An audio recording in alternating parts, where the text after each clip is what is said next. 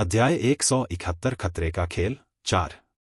हाँ, कितना बढ़िया हथियार है, मुझे पसंद है। थंडर ड्रैगन की आंखें उत्साह से लाल हो गईं जब उसने काले कपड़े पहने आदमी की 3 मीटर लंबी कृपाण देखी।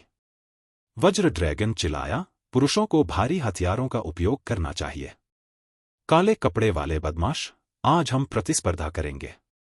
मैं तुम्हें सिखाऊंगा कि हत्या करने के लिए भारी हथियारों का उपयोग कैसे किया जाता है। जैसे ही वह बोल रहा था, वज्र ड्रैगन दहाड़ने लगा और अपने 2 लंबे पैर हिलाते हुए काले कपड़े पहने आदमी की ओर बढ़ा। बाकी 6 ने असहाय भाव से कंधे उचका दिए। इस बदमाश थंडर ड्रैगन ने मुझे एक कदम आगे बढ़ा दिया। इस बदमाश थंडर ड्रैगन की ताकत हैरान करने वाली है। उसके हाथों में काले कपड़े पहने आदमी को शायद मांस के पेस्ट में कुचल दिया जाएगा। तानाशाह टाइगर ने राहत की सांस ली, उसकी निगाहें स्पष्ट रूप से अतुलनीय अफसोस से भरी हुई थी। भूल जाओ, वज्र ड्रैगन ने इसे बहुत समय से रोक रखा है। आज उसके लिए हत्या करना शुरू करने और मौजमस्ती करने का समय आ गया है। महिला मुस्कुराई और उसकी फूलों की शाखाएं कांप उठी। भूल जाओ, वज्र ड्रैगन ने इसे बहुत समय से रोक रखा है। धमाका! ये लोग गाली गलौज कर रहे थे, तभी अचानक वहां से एक भयानक विस्फोट की आवाज आई। एक हिंसक आघात तरंग ने लगभग सभी 6 को गिरा दिया। सबने देखा और उनके दिल की धड़कनें रुक गईं। तानाशाह टाइगर ने अपना मुंह चौड़ा करके कहा, मैं इसे संभाल सकता हूं। बिजली के ड्रैगन, जिसने 3 मीटर की युद्ध कुल्हाड़ी का इस्तेमाल किया था, को वास्तव में काले कपड़े वाले आदमी के खिलाफ थोड़ी सी भी बढ़त नहीं थी। यह कैसे संभव है? महिला के हाथ में पकड़ा दर्पण टूटकर जमीन पर गिर गया। हा। दिलचस्प, थंडर ड्रैगन बेतहाशा हंसा और उसकी भुजाओं की मांसपेशियां अचानक उभर आईं, जो सामान्य परिस्थितियों की तुलना में 2 गुनी मोटी थीं। इसके तुरंत बाद वज्र ड्रैगन की भयानक शक्ति बाहर निकल आई। उसने अपना चौंकाने वाला युद्ध कुल्हाड़ा ऊपर उठाया और एक बार फिर काले कपड़े वाले आदमी की ओर उसे मारा। दिलचस्प। फिर मैं अंत तक तुम्हारे साथ खेलूंगा। काले कपड़े पहने आदमी ने अपनी तलवार जमीन में घोंप दी।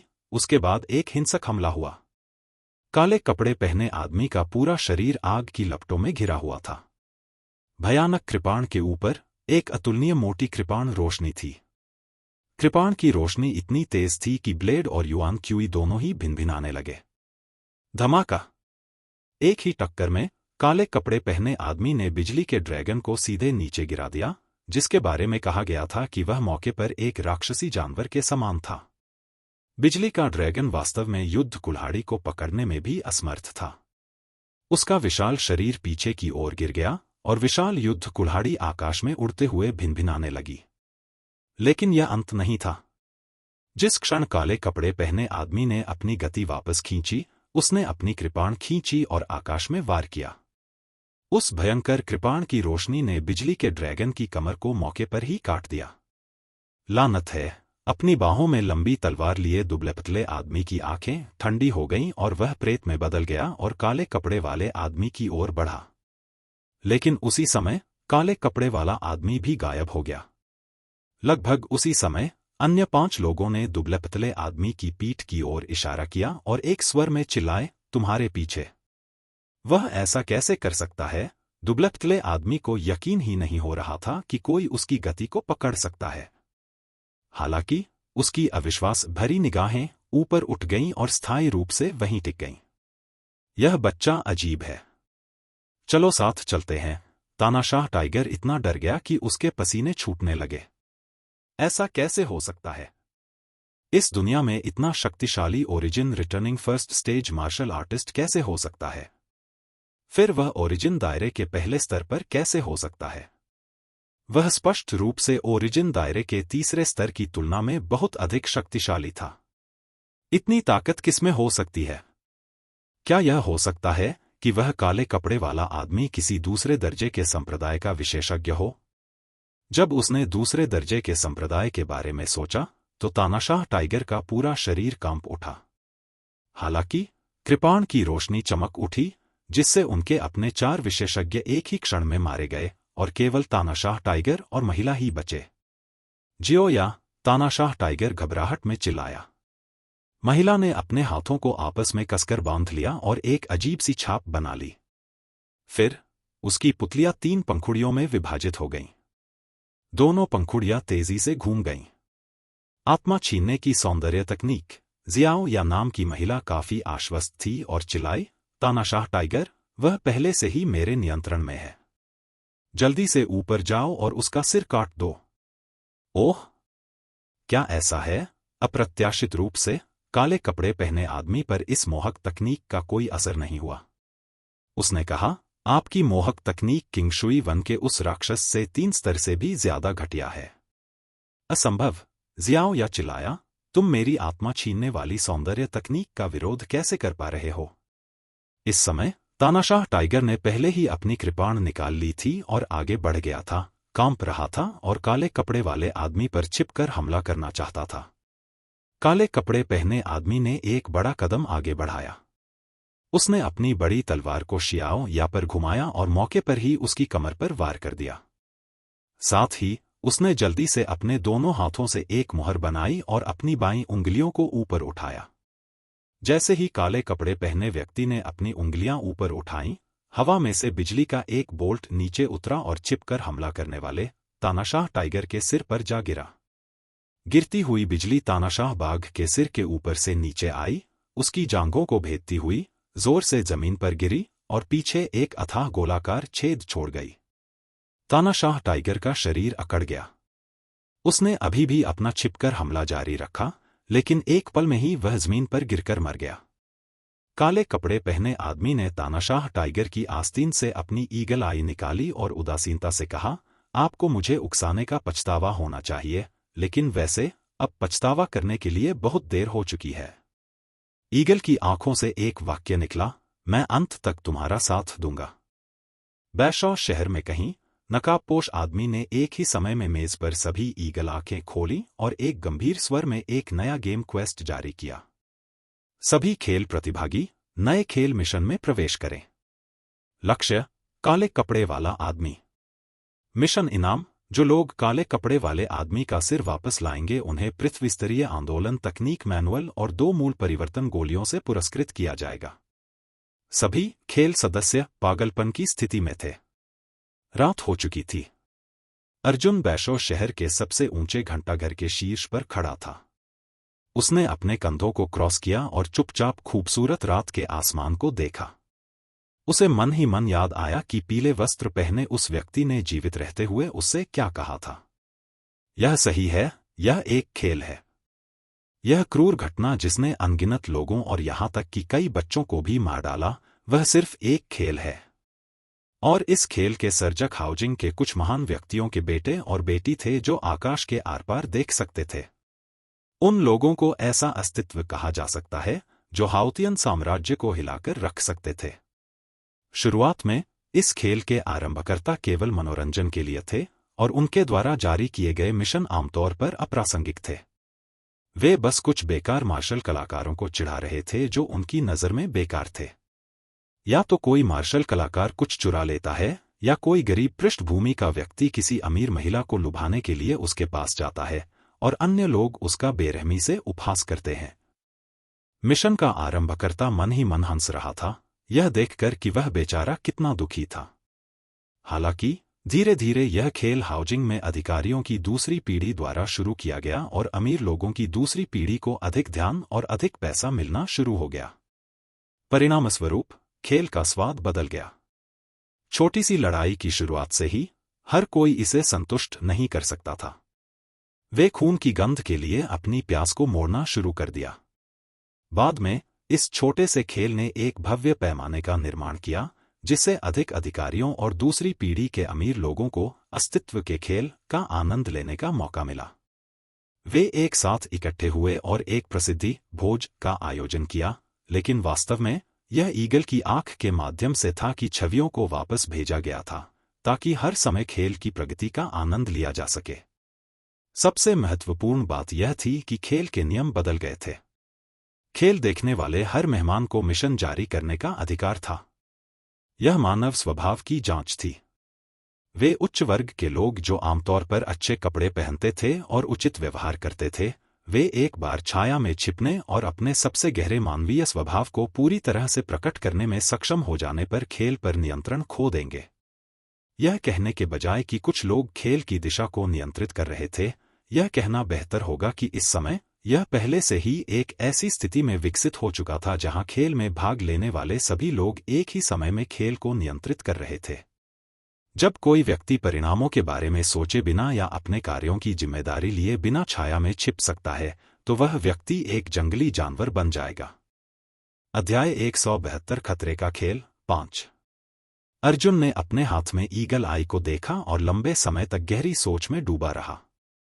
वर्तमान गेम क्वेस्ट के कई भाग गेम सदस्यों द्वारा स्वयं जारी किए गए थे।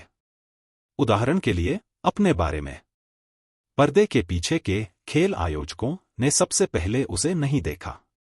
इसके बजाय खेल के एक सदस्य ने अर्जुन की स्टोरेज रिंग चुराने के लिए एक आदमी, एक महिला और 2 बच्चों को काम पर रखने का मिशन जारी किया। इस सर्वाइवल गेम का नियम यह है कि कोई भी मिशन जारी कर सकता है। जब तक आपका मिशन इनाम काफी आकर्षक है, कोई न कोई इसे जरूर पूरा करेगा। इसलिए अर्जुन ने यह नहीं सोचा कि उसने हत्या की है। जिन खेल सदस्यों को उसने मारा था, वे मरने के हकदार थे। यह चींटियों की एक कॉलोनी की तरह था, जो अनगिनत चींटियों से मिलकर एक बड़ी गेंद के रूप में बनी थी। हालांकि, अगर कोई इसका ध्यानपूर्वक विश्लेषण करे, तो यह वास्तव में हर चींटी की भूमिका थी। खेल का प्रत्येक सदस्य डरता था कि वे खेल के अन्य सदस्यों द्वारा मारे जाएंगे, डरता था कि वे खेल के अन्य सदस्यों का लक्ष्य बन जाएंगे, इसलिए वे पहले एक दूसरे पर हमला करेंगे और ऐसे मिशन जारी करेंगे जो एक दूसरे को चोट पहुंचाएंगे। स्थिति तब तक नहीं बदली जब तक कि यह खेल, जो पहले से ही नियंत्रण खो चुका था, एक विशाल चट्टान में नहीं फेंक दिया गया, और वह चट्टान अर्जुन थी। अर्जुन यह कल्पना भी नहीं कर सकता था कि मानव स्वभाव इतना अंधकारमय हो सकता है कि उसकी कल्पना भी नहीं की जा सकती। क्या तुम्हें लगता है कि अंधेरे में छिपकर तुम बिना कोई कीमत चुकाए मूर्ख बन सकते हो? अर्जुन ने अपने हाथ में ईगल आई को कुचलते हुए कहा, तो मुझे उम्मीद है कि जब मैं तुम्हें अंधेरे से बाहर खींचूंगा, तब भी तुम इतने ही मजबूत होगे। क्या इससे हाउजिंग के महान लोगों को ठेस पहुंचेगी? अर्जुन को इसकी परवाह नहीं थी। आपके पास अपने मुखौटे हैं और मेरे पास अपने। अर्जुन ने यहां आने से पहले ही गोली निगल ली थी। वह पहले से ही 27 या 28 साल का था। यह गोली न केवल किसी व्यक्ति की उम्र बदल सकती है, बल्कि यह एक हद तक उसके चेहरे को भी बदल सकती है। अर्जुन ने एक गहरी सांस ली और अपने काले लबादे से कपड़े का एक टुकड़ा फाड़कर अपना चेहरा ढक लिया। क्या तुम कोई खेल खेलना चाहते हो? तो मैं तुम्हारे साथ अंत तक खेलूंगा। इस समय नीचे मौजूद कई लोगों ने अर्जुन को पहले ही देख लिया था। अर्जुन ने खुद को उजागर करने के लिए ऐसा विशिष्ट स्थान चुना। उन्हें एक एक करके खोजने के बजाय उन्हें एक साथ फुसलाना बेहतर था। उसके पीछे खेल के 3 सदस्य पहले ही ऊपर चढ़ चुके थे। अर्जुन ने पलटकर कहा, मैं पहले आपसे एक प्रश्न पूछूंगी। आप इसका उत्तर देंगे या नहीं, यह आप पर निर्भर है। उन तीनों को इस बात की परवाह नहीं थी कि अर्जुन क्या कह रहा है। पृथ्वी स्तर की प्राथमिक गति तकनीक की खातिर, बेहद महंगी मूल परिवर्तन गोली की खातिर, वे पहले से ही अपनी तर्कसंगता खो चुके थे और पागलों की तरह आगे बढ़ रहे थे। अर्जुन का शरीर चमक उठा और उसने पहले व्यक्ति के घुटने को टुकड़े टुकड़े कर दिया। उसने अपने दाहिने हाथ से दूसरे व्यक्ति का हाथ हटाया और अपने पिछले हाथ से तीसरे व्यक्ति का गला पकड़ लिया। ओरिजिन रिटर्न के पहले स्तर के इन 3 विशेषज्ञों को अर्जुन से मिलने का मौका भी नहीं मिला, इसलिए वे सभी वश में थे। उनमें से एक दर्द से पीला पड़ गया, लेकिन चिल्लाया, भले ही आप मुझे मार डालें, मैं आपके किसी भी सवाल का जवाब नहीं दूंगा। वह समझ गया कि भले ही वह अर्जुन द्वारा मारा न गया हो, फिर भी मिशन के अन्य सदस्य उसे दल बदलू मान लेंगे और उसे खत्म कर देंगे। हालांकि एक भगोड़े के रूप में वह सभी पुरस्कारों से वंचित हो जाएगा। अगर ऐसा होता तो वह अर्जुन के हाथों मर सकता था। कम से कम उसने जो पुरस्कार प्राप्त किए थे वे उसके परिवार को मिल सकते थे। हालांकि वह यह भूल गए थे कि उनके तथाकथित पुरस्कार निर्दोष लोगों के खून से सने हुए थे। चिंता मत करो, जब तक तुम जवाब देने को तैयार नहीं होगे, मैं कोई और सवाल नहीं पूछूंगा। अर्जुन ने अपना दाहिना हाथ उठाया और अपनी 2 उंगलियों को युआन क्यूई से बनी एक स्टील की सुई में बदल दिया। मैं जानता हूं कि तुम मौत से नहीं डरते, लेकिन अगली बार तुम मुझसे जान से मारने की भीख मांगोगे। अर्जुन ने युआन क्यूई स्टील की सुई को मार्शल कलाकार की गर्दन के पीछे से होते हुए सीधे मार्शल कलाकार की रीढ़ की हड्डी में डाल दिया। इस तरह का दर्द आम लोगों के लिए सहन करना संभव नहीं था। मार्शल आर्टिस्ट का चेहरा तुरंत बैंगनी लाल हो गया और उसका पूरा शरीर ऐंठने लगा। दर्द के कारण उसकी सारी संवेदी क्षमताएं खत्म हो गईं, सिर्फ दर्द, दर्द, दर्द। अपने पिछले जीवन में अर्जुन ने यातना द्वारा स्वीकारोक्ति प्राप्त करने पर काफी किताबें पढ़ी थीं, लेकिन वह केवल अपने ज्ञान को बढ़ाने के लिए था। लेकिन क्योंकि उनके तरीके बहुत क्रूर थे, उसने पहले कभी उनका उपयोग नहीं किया था।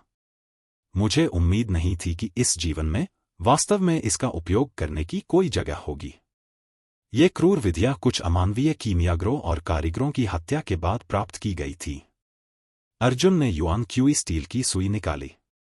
जब मार्शल आर्टिस्ट आखिरकार अपनी सांस पकड़ने में सक्षम हो गया और एक दयनीय चीख निकालने वाला था, तो उसने तुरंत युआन क्यूई की एक धार उसकी गर्दन के पीछे खूनी छेद में डाल दी।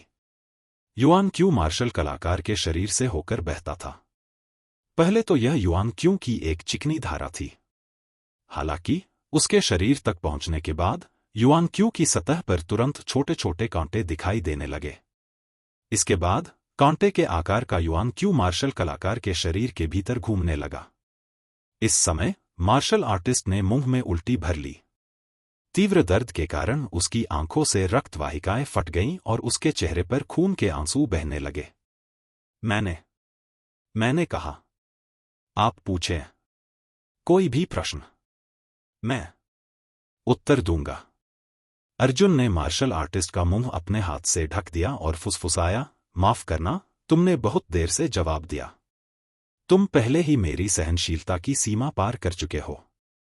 जैसे ही उसने यह बात कही, अर्जुन ने अपना दाहिना हाथ हिलाया और मार्शल कलाकार के शरीर में मौजूद सारे कांटे पागलों की तरह घूमने लगे। मार्शल आर्टिस्ट ने भूत की तरह एक दयनीय चीख निकाली।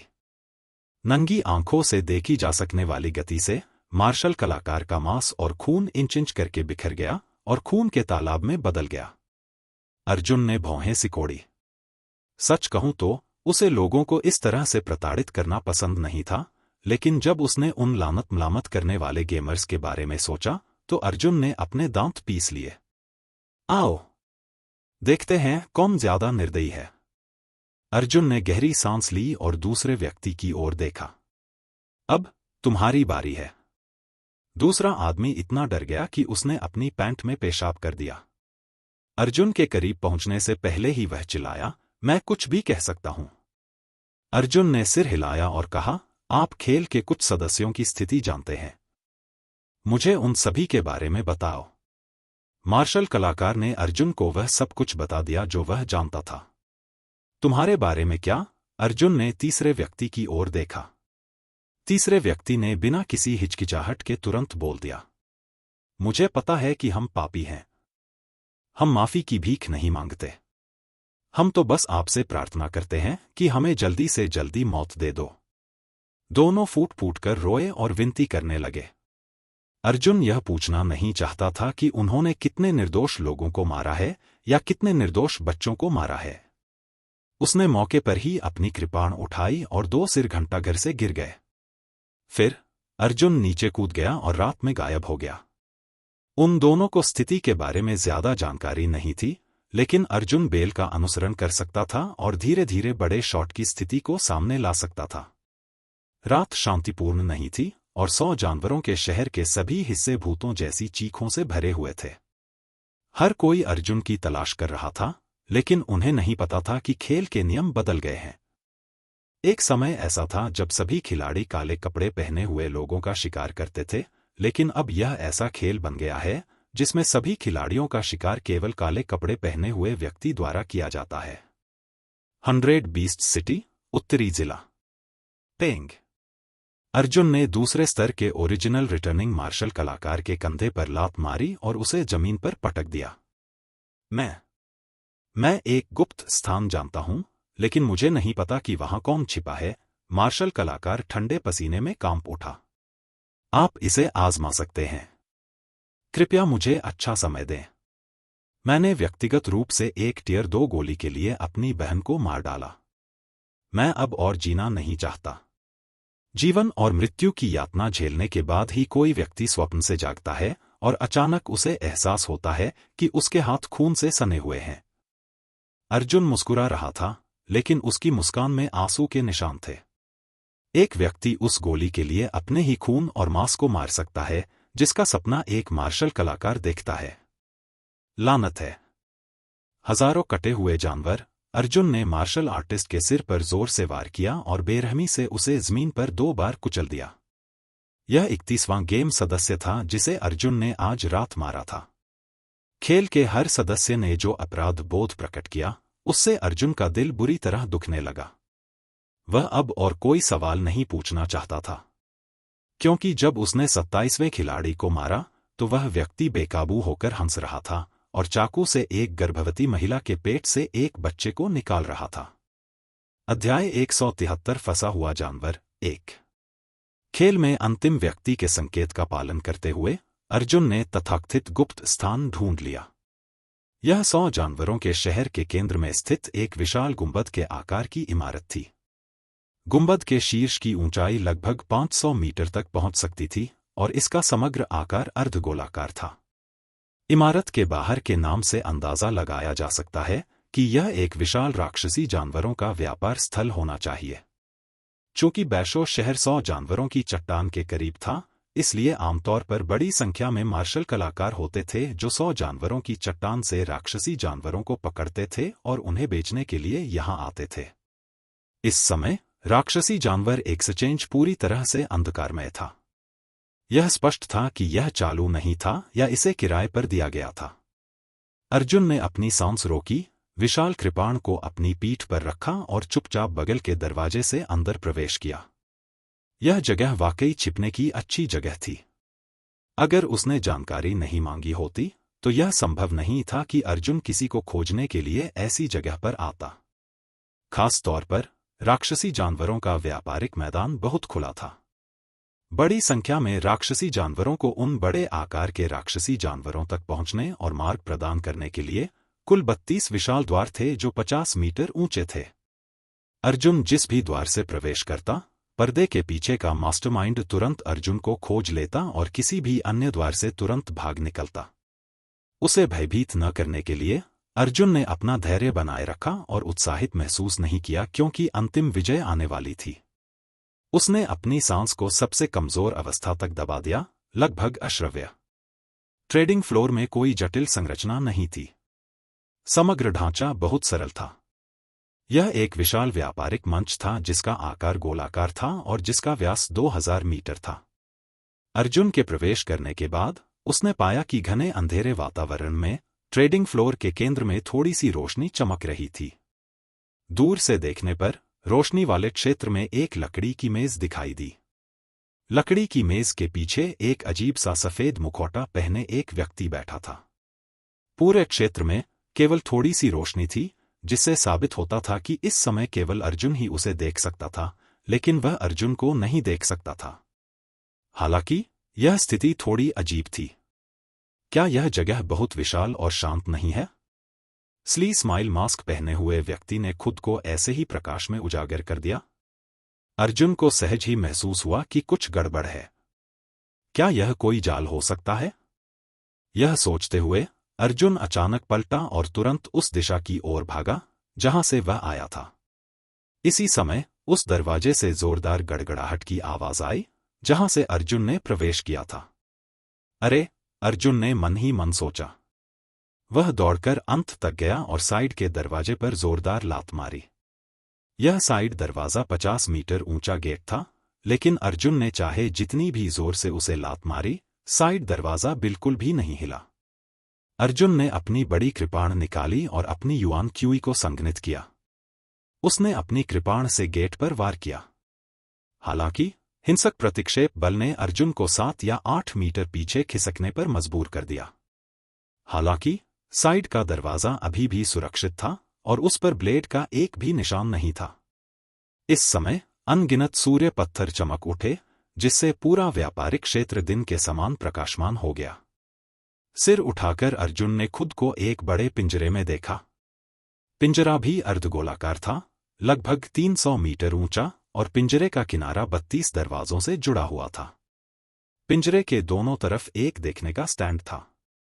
यह लगभग 300 मीटर ऊंचा था और पिंजरे के शीर्ष के बराबर था। इस देखने के स्टैंड का इस्तेमाल आमतौर पर खरीदारों द्वारा राक्षसी जानवरों को देखने के लिए किया जाता था। वे कृपालु रूप से देख सकते थे क्योंकि राक्षसी जानवरों के विक्रेता दिखाते थे कि उनके द्वारा पकड़े गए राक्षसी जानवर कितने शानदार थे। हालांकि इस समय देखने के स्टैंड पर खड़े सभी लोग काले लबादे और बर्फ सफेद मुखौटे पहने हुए थे। एक व्यक्ति धीरे धीरे पिंजरे के बीच की ओर चला गया। केवल उस व्यक्ति के मुखौटे पर एक भाव था। यह एक अजीब सी हंसी थी। काले कपड़े वाला आदमी, स्ली स्माइल मास्क पहने हुए आदमी ने रुककर कहा, आखिरकार आपसे मिलना सम्मान की बात है। तुमने जानबूझकर मुझे यहां फुसलाया है। अर्जुन का चेहरा काले कपड़े से ढका हुआ था और उसने मेज के पीछे खड़े आदमी के चेहरे पर लगा नकाब हटा दिया और उसका चेहरा ढक दिया। लकड़ी की मेज के पीछे कोई मनुष्य नहीं, बल्कि एक लकड़ी का मानव मॉडल था। सच कहूं तो मैं वास्तव में तुम्हें देखना चाहता हूं, नकाबपोश आदमी ने सिर हिलाया। अर्जुन ने कहा, तुमने सचमुच गलत निर्णय लिया है। तुम्हें भाग जाना चाहिए। नकाबपोश व्यक्ति ने धीरे से हंसते हुए कहा, लगता है मैंने आपको निराश कर दिया है, लेकिन मुझे लगता है कि मेरी जगह कोई भी क्यों न खड़ा हो, वह आप जैसे दिलचस्प शिकार को नहीं छोड़ेगा। मियां जू रेन ने अपने हाथ फैलाए और उत्साह से कहा, आपका प्रदर्शन वास्तव में अद्भुत है। इसे अभी हमारे ओपन डाओ गेम का सबसे उत्कृष्ट शिकार कहा जा सकता है।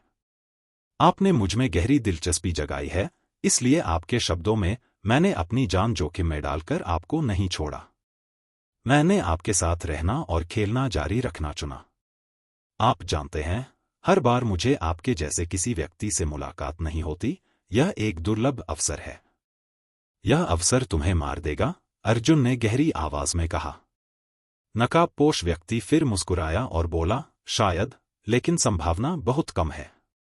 जैसे ही वह बोल रहा था, नकाबपोश आदमी नीचे बैठ गया और पिंजरे की लोहे की छड़ को अपने हाथ से छू लिया। यह पिंजरा चांदी के मदरस्टोन से बना है, उसने कहा। हिस, अर्जुन ने ठंडी हवा की सांस ली। तुम्हें सिल्वर मदरस्टोन के बारे में भी पता है ना? नकाबपोश आदमी हंसा। सिल्वर मदरस्टोन एक बहुत ही ठोस धातु अयस्क है। यह उच्चतम स्तर पर स्वर्गीय युआन प्रथम स्तर के मार्शल कलाकारों के हमलों से बचाव कर सकता है।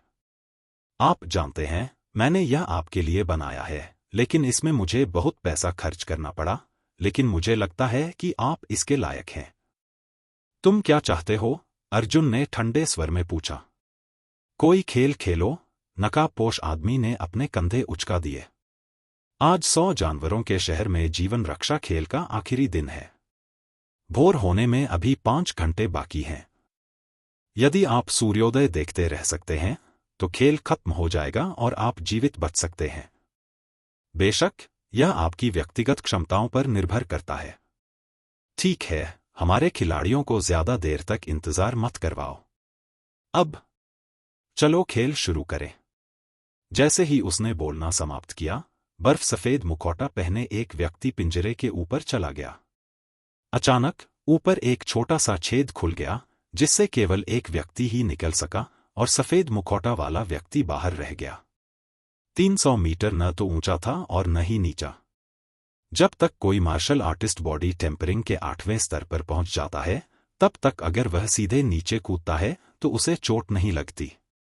जैसे ही बर्फसा सफेद नकाबपोश आदमी जमीन पर उतरा, उसने अपनी छाती से 2 खंजर निकाल लिए। पिंजरे पर व्यंग्यात्मक मुखौटे ने कहा, काले वस्त्रधारी आदमी, जितना हो सके खेल का आनंद लो। यह एक नई खेल प्रणाली है जिसे मैंने केवल तुम्हारे लिए बनाया है। अध्याय 174 फंसा हुआ जानवर 2। बर्फ जैसे सफेद मुखौटे पहने हुए सभी लोग खेल के सदस्य थे। इतने सारे लोग? अर्जुन ने भौहें सिकोड़ी। दर्शक दीर्घा में लगभग 400 से 500 लोग खड़े थे। क्या यह हो सकता है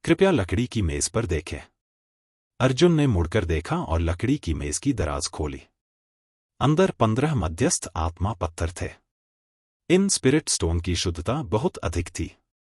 वे बहुत कम समय में अर्जुन द्वारा पी गई युआन क्यूई को ठीक कर सकते थे, लेकिन बस इतना ही।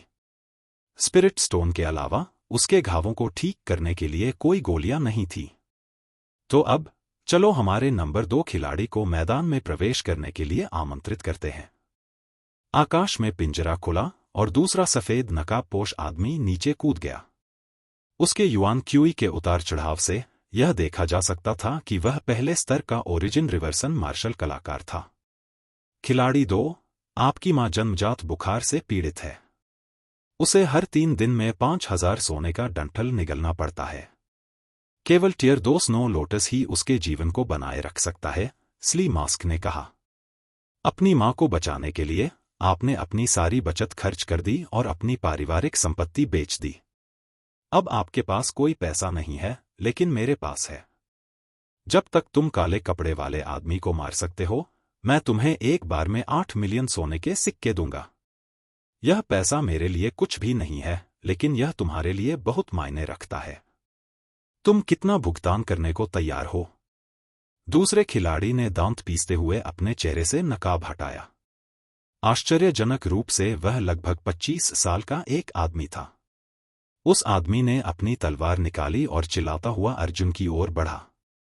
उसके हाथ में तलवार नीचे गिर गई और वह एक तेज तलवार की रोशनी थी। अर्जुन ने भौहें सिकोड़ी। इस व्यक्ति की प्रतिभा खराब नहीं थी। अगर उसकी मां की देरी न होती तो उसे 20 साल की उम्र में ओरिजिन रिटर्न के पहले स्तर तक पहुंचने में सक्षम होना चाहिए था। अर्जुन ने अपनी कृपाण को क्षैतिज रूप से उठाया और उस आदमी की तलवार की रोशनी को रोक दिया। वे दोनों टकरा गए। अर्जुन ने गहरी आवाज में कहा, रुको। तुम्हारी साधना से पैसा कमाना मुश्किल नहीं होना चाहिए। हालांकि मेरे पास ज्यादा पैसे नहीं हैं, फिर भी अगर मैं कुछ बेचूं तो मैं तुम्हें 5 लाख सोने के सिक्के दे सकता हूं। तुम इस समय का फायदा उठाकर पैसा कमा सकते हो। 3 दिनों में 5000 स्वर्ण सिक्के प्रति वर्ष 6 लाख के बराबर थे, लेकिन प्रथम स्तर के ओरिजिन रिवर्सन मार्शल कलाकार के लिए, जब तक वे कड़ी मेहनत करने के लिए तैयार थे, इसे प्राप्त करना मुश्किल नहीं होगा। अब बहुत देर हो चुकी है, आदमी ने दांत पीसते हुए गहरी आवाज में कहा। मुझे पूरे 1 साल से कोई राक्षसी जानवर मिशन नहीं मिला है। क्या आपको लगता है कि वे मुझे जाने देंगे? पूरा 1 साल? अर्जुन एक पल के लिए स्तब्ध रह गया और उसे तुरंत समझ आ गया कि यह नकाबपोश आदमी ही होगा जिसने उसे धोखा दिया होगा। उसने पहले अपनी शक्तिशाली शक्ति का इस्तेमाल करके इस आदमी को हताशा में धकेला और फिर इस आदमी को जीवित रहने का खेल खेलने के लिए मजबूर किया। लानत है, अर्जुन ने दूसरे आदमी को एक ही ब्लेड से पीछे धकेल दिया। दूसरे आदमी ने अर्जुन को देखा और दुखी होकर मुस्कुराया, दया करने की कोई आवश्यकता नहीं है। इस जगह पर या तो तुम मरोगे या मैं मरूंगा, कोई दूसरी संभावना नहीं है। जैसे ही उसने यह कहा, वह आदमी फिर से ऊपर की ओर दौड़ा। उसके हाथ में तलवार आसमान से उतरी और कृपाण की एक इंद्रधनुषी ऊर्जा अर्जुन की ओर नीचे गिर पड़ी। अर्जुन ने अपना हाथ उठाया और भी शक्तिशाली कृपाण की रोशनी से वार किया, जिससे तलवार की ऊर्जा इंद्रधनुष चकनाचूर हो गई। फिर उसने अपना पैर उठाया और दूसरे आदमी के पेट में लात मारी, इतनी जोर से कि वह खून खांसने लगा और उड़ गया। मैं हार गया। तुम ही एकमात्र हो जो मेरी मदद करने को तैयार हो। मैं तुम्हारे लिए चीजें मुश्किल नहीं बनाऊंगा, दूसरे आदमी ने अर्जुन से दुखी होकर कहा। मत करो, अर्जुन तेजी से आगे बढ़ा, लेकिन तब तक बहुत देर हो चुकी थी। दूसरे आदमी की तलवार से उसका गला कट गया और खून बहने लगा। अध्याय 175 फंसा हुआ जानवर 3। इसके बाद लगातार 10 लोग थे, सभी ऐसे ही थे। उन सभी का धूर्त मुस्कान वाले नकाबपोश आदमी से कुछ न कुछ लेना देना था और उनमें से प्रत्येक की अपनी अपनी कठिनाइयां थीं। मुख्य बात यह थी कि सभी की ताकत अर्जुन से बहुत कम थी। ऐसा नहीं था कि धूर्त नकाबपोश व्यक्ति को यह नहीं पता था कि अर्जुन कितना शक्तिशाली था, लेकिन चूंकि मामला ऐसा था, इसलिए उसने फिर भी इन लोगों को मरने के लिए भेज दिया। भले ही अर्जुन उन दयनीय लोगों को व्यक्तिगत रूप से मारने से इनकार कर दे, फिर भी खेल के अन्य सदस्य हारने वालों को आत्महत्या करने का विकल्प चुनने के लिए वोट देंगे। शुरुआत में दर्शक अभी भी हिचकिचा रहे थे। वोट देते समय उनके दिल में पीड़ा थी, लेकिन धीरे धीरे उनकी वोटिंग की गति और तेज होती गई। वे पहले से ही स्तब्ध थे और यह भी कहा जा सकता है कि वे थोड़े उत्साहित भी थे। अर्जुन को पहले से ही कुछ अंदाजा था। उसने अपने हाथ में एक बड़ी कृपाण पकड़ी, अपना सिर नीचे किया और एक शब्द भी नहीं बोला। हालांकि उसके कंधे गुस्से से कांप रहे थे। तुम बता सकते हो, है ना? धूर्त मुस्कान वाले नकाबपोश आदमी ने अर्थपूर्ण ढंग से कहा, मैं बस यही चाहता हूं कि वे मर जाए। मैं बस यही चाहता हूं कि तुम्हारे हाथ खून से रंग जाए। तुम एक सभ्य व्यक्ति होने का दावा करते हो और अपनी ऊंची नैतिकता के कारण हमें तुच्छ समझते हो, और मैं तुम्हें नीचे खींचकर हमारे जैसा बनाना चाहता हूं। तुमने इन लोगों को व्यक्तिगत रूप से नहीं मारा, लेकिन वे सब तुम्हारे कारण मारे गए। काले कपड़े पहने आदमी, क्या तुम्हें अब भी लगता है कि तुम बहुत साफ हो? क्या तुम बहुत महान नहीं हो? चूंकि तुम्हें दूसरों के लिए इतनी सहानुभूति पसंद है, तो तुम आत्महत्या क्यों नहीं कर लेते? तुम पाखंडी पागल कुत्ते, तुम आत्महत्या कर लो। उन्हें बचाने के लिए खुद को बलिदान कर दो। धूर्त नकाबपोश आदमी उत्साहित था और उसने अपना हाथ जोर से हिलाया। अगर तुम्हें दूसरों के लिए इतनी सहानुभूति पसंद है, तो तुम आत्महत्या क्यों नहीं कर लेते? तुम पाखंडी पागल कुत्ते, तुम उन्हें बचाने के लिए खुद को बलिदान कर दो। क्या तुम मेरे सामने दयालु और धार्मिक होने का दिखावा नहीं करते?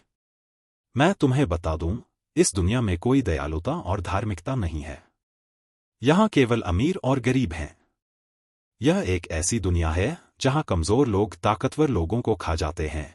धूर्त मुस्कुराहट वाले नकाबपोश आदमी ने एक एक करके लाशों की ओर इशारा किया और चिल्लाया, वे समाज में सबसे नीच सरीसृप हैं, इसलिए उन्हें अपने दयनीय भाग्य को स्वीकार करना चाहिए। वे मर क्यों नहीं सकते? अर्जुन ने चुपचाप अपना सिर उठाया और कहा, यदि आप उच्च श्रेणी के परिवार में पैदा नहीं हुए, तो आप क्या हैं? हा, घटिया आदमी का सिद्धांत। धूर्त मुस्कुराहट वाले नकाबपोश आदमी ने अपना सिर हिलाया, तो तुम इन तुच्छ सरीसृपों की तरह कभी भी प्रमुखता हासिल नहीं कर पाओगे। राक्षसी जानवर को छोड़ दो। जैसे ही उसने बोलना समाप्त किया, दोनों ओर के द्वार खुल गए और दो विशालकाय प्रथम स्तर के मूल रिटर्निंग राक्षसी जानवर धीरे धीरे अंदर चले आए। ये राक्षसी जानवर अलग अलग पिंजरों में बंद थे। पिंजरे खुलते ही वे सीधे युद्ध कर सकते थे। ये दो राक्षसी जानवर, एक बेरसक भालू था और दूसरा त्रिकोणीय गैंडा था, दोनों ही उच्च रक्षा और उच्च विस्फोटक जाति के थे। राक्षसी जानवरों के खिलाफ तथाकथित युद्ध तकनीकें बहुत उपयोगी नहीं थीं। वे मुख्य रूप से गति और ताकत पर केंद्रित थीं। इस समय अर्जुन की 3 मीटर की कृपाण ने अपना पूरा दमखम दिखाया। भारी कृपाण ने भयंकर वार किया और इसकी युआन क्यूई अत्याचारी थी, जिसने कृपाण के नीचे सिर मापने वाले राक्षसी जानवर को आसानी से काट दिया। तो फिर राक्षसी जानवर को छोड़ दो। इस बार यह मूल वापसी के पहले स्तर पर 3 राक्षसी जानवर थे। कुछ युआन क्यूई को समाप्त करने के बाद अर्जुन ने फिर भी राक्षसी जानवरों को मार डाला। इसके बाद कठिनाई बढ़ गई और 2 दूसरे स्तर के मूल रिटर्निंग राक्षसी जानवरों को छोड़ दिया गया। चूंकि अर्जुन ने अब तक लड़ाई लड़ी थी, इसलिए युआन क्यूई की खपत पहले से ही अधिक गंभीर हो गई थी। वह इसे अवशोषित करने और तेजी से खपत हो रही युआन क्यूई को फिर से भरने के लिए केवल एक मध्यस्थ आत्मा पत्थर निकाल सकता था। इस समय अर्जुन राक्षसी जानवर एक्सचेंज पर 3 घंटे से लड़ रहा था। दूसरे स्तर का ओरिजिनल रिटर्निंग राक्षसी जानवर दूसरे स्तर के ओरिजिनल रिटर्निंग साधारण मार्शल कलाकार से कहीं ज्यादा शक्तिशाली था। जियांगनान ने अपने कृपाण के नीचे राक्षसी जानवरों को काटने के लिए एक बड़ी खोलने और बंद करने वाली कृपाण तकनीक का इस्तेमाल किया। खेल के सदस्य जो लड़ाई देख रहे थे, एक ओर अपनी इंद्रियों की तीव्र उत्तेजना का आनंद ले रहे थे और दूसरी ओर अर्जुन की ताकत से हैरान थे। इस काले कपड़े वाले आदमी की ताकत थोड़ी अनुचित है। सभी की टिप्पणियां सुनकर स्ली स्माइल मास्क ने कहा, यह तो एक अच्छे शो की शुरुआत मात्र है। बोलते बोलते उसने अपना दाहिना हाथ हिलाया और भीड़ से बाहर निकल गया। काले कपड़े पहने 10 नकाबपोश लोग सामने आए। इन 10 लोगों के मुखौटे बाकी सभी से अलग थे। उनके चेहरों पर लाल रंग के मुखौटे थे। जिस समय ये 10 लाल नकाबपोश लोग प्रकट हुए, उनकी आभा उनके सामने खड़े लोगों से स्पष्ट रूप से भिन्न थी। धूर्त मुस्कान वाले नकाबपोश व्यक्ति ने अपना सिर नीचे किया और अर्जुन से कहा, मुझे इन 10 लोगों से आपका परिचय कराने में गर्व महसूस हो रहा है। वे सभी उत्कृष्ट खिलाड़ी हैं जो अन्य खेल क्षेत्रों और क्रूर वातावरण से उभरे हैं। अर्जुन की पुतलियों में बिजली चमक उठी। उसने देखा कि 10 लोगों के दायरे भी ऊंचे नहीं थे। सबसे ऊंचा ओरिजिन रिटर्न के तीसरे स्तर पर था और सबसे कम ओरिजिन रिटर्न के दूसरे स्तर पर था।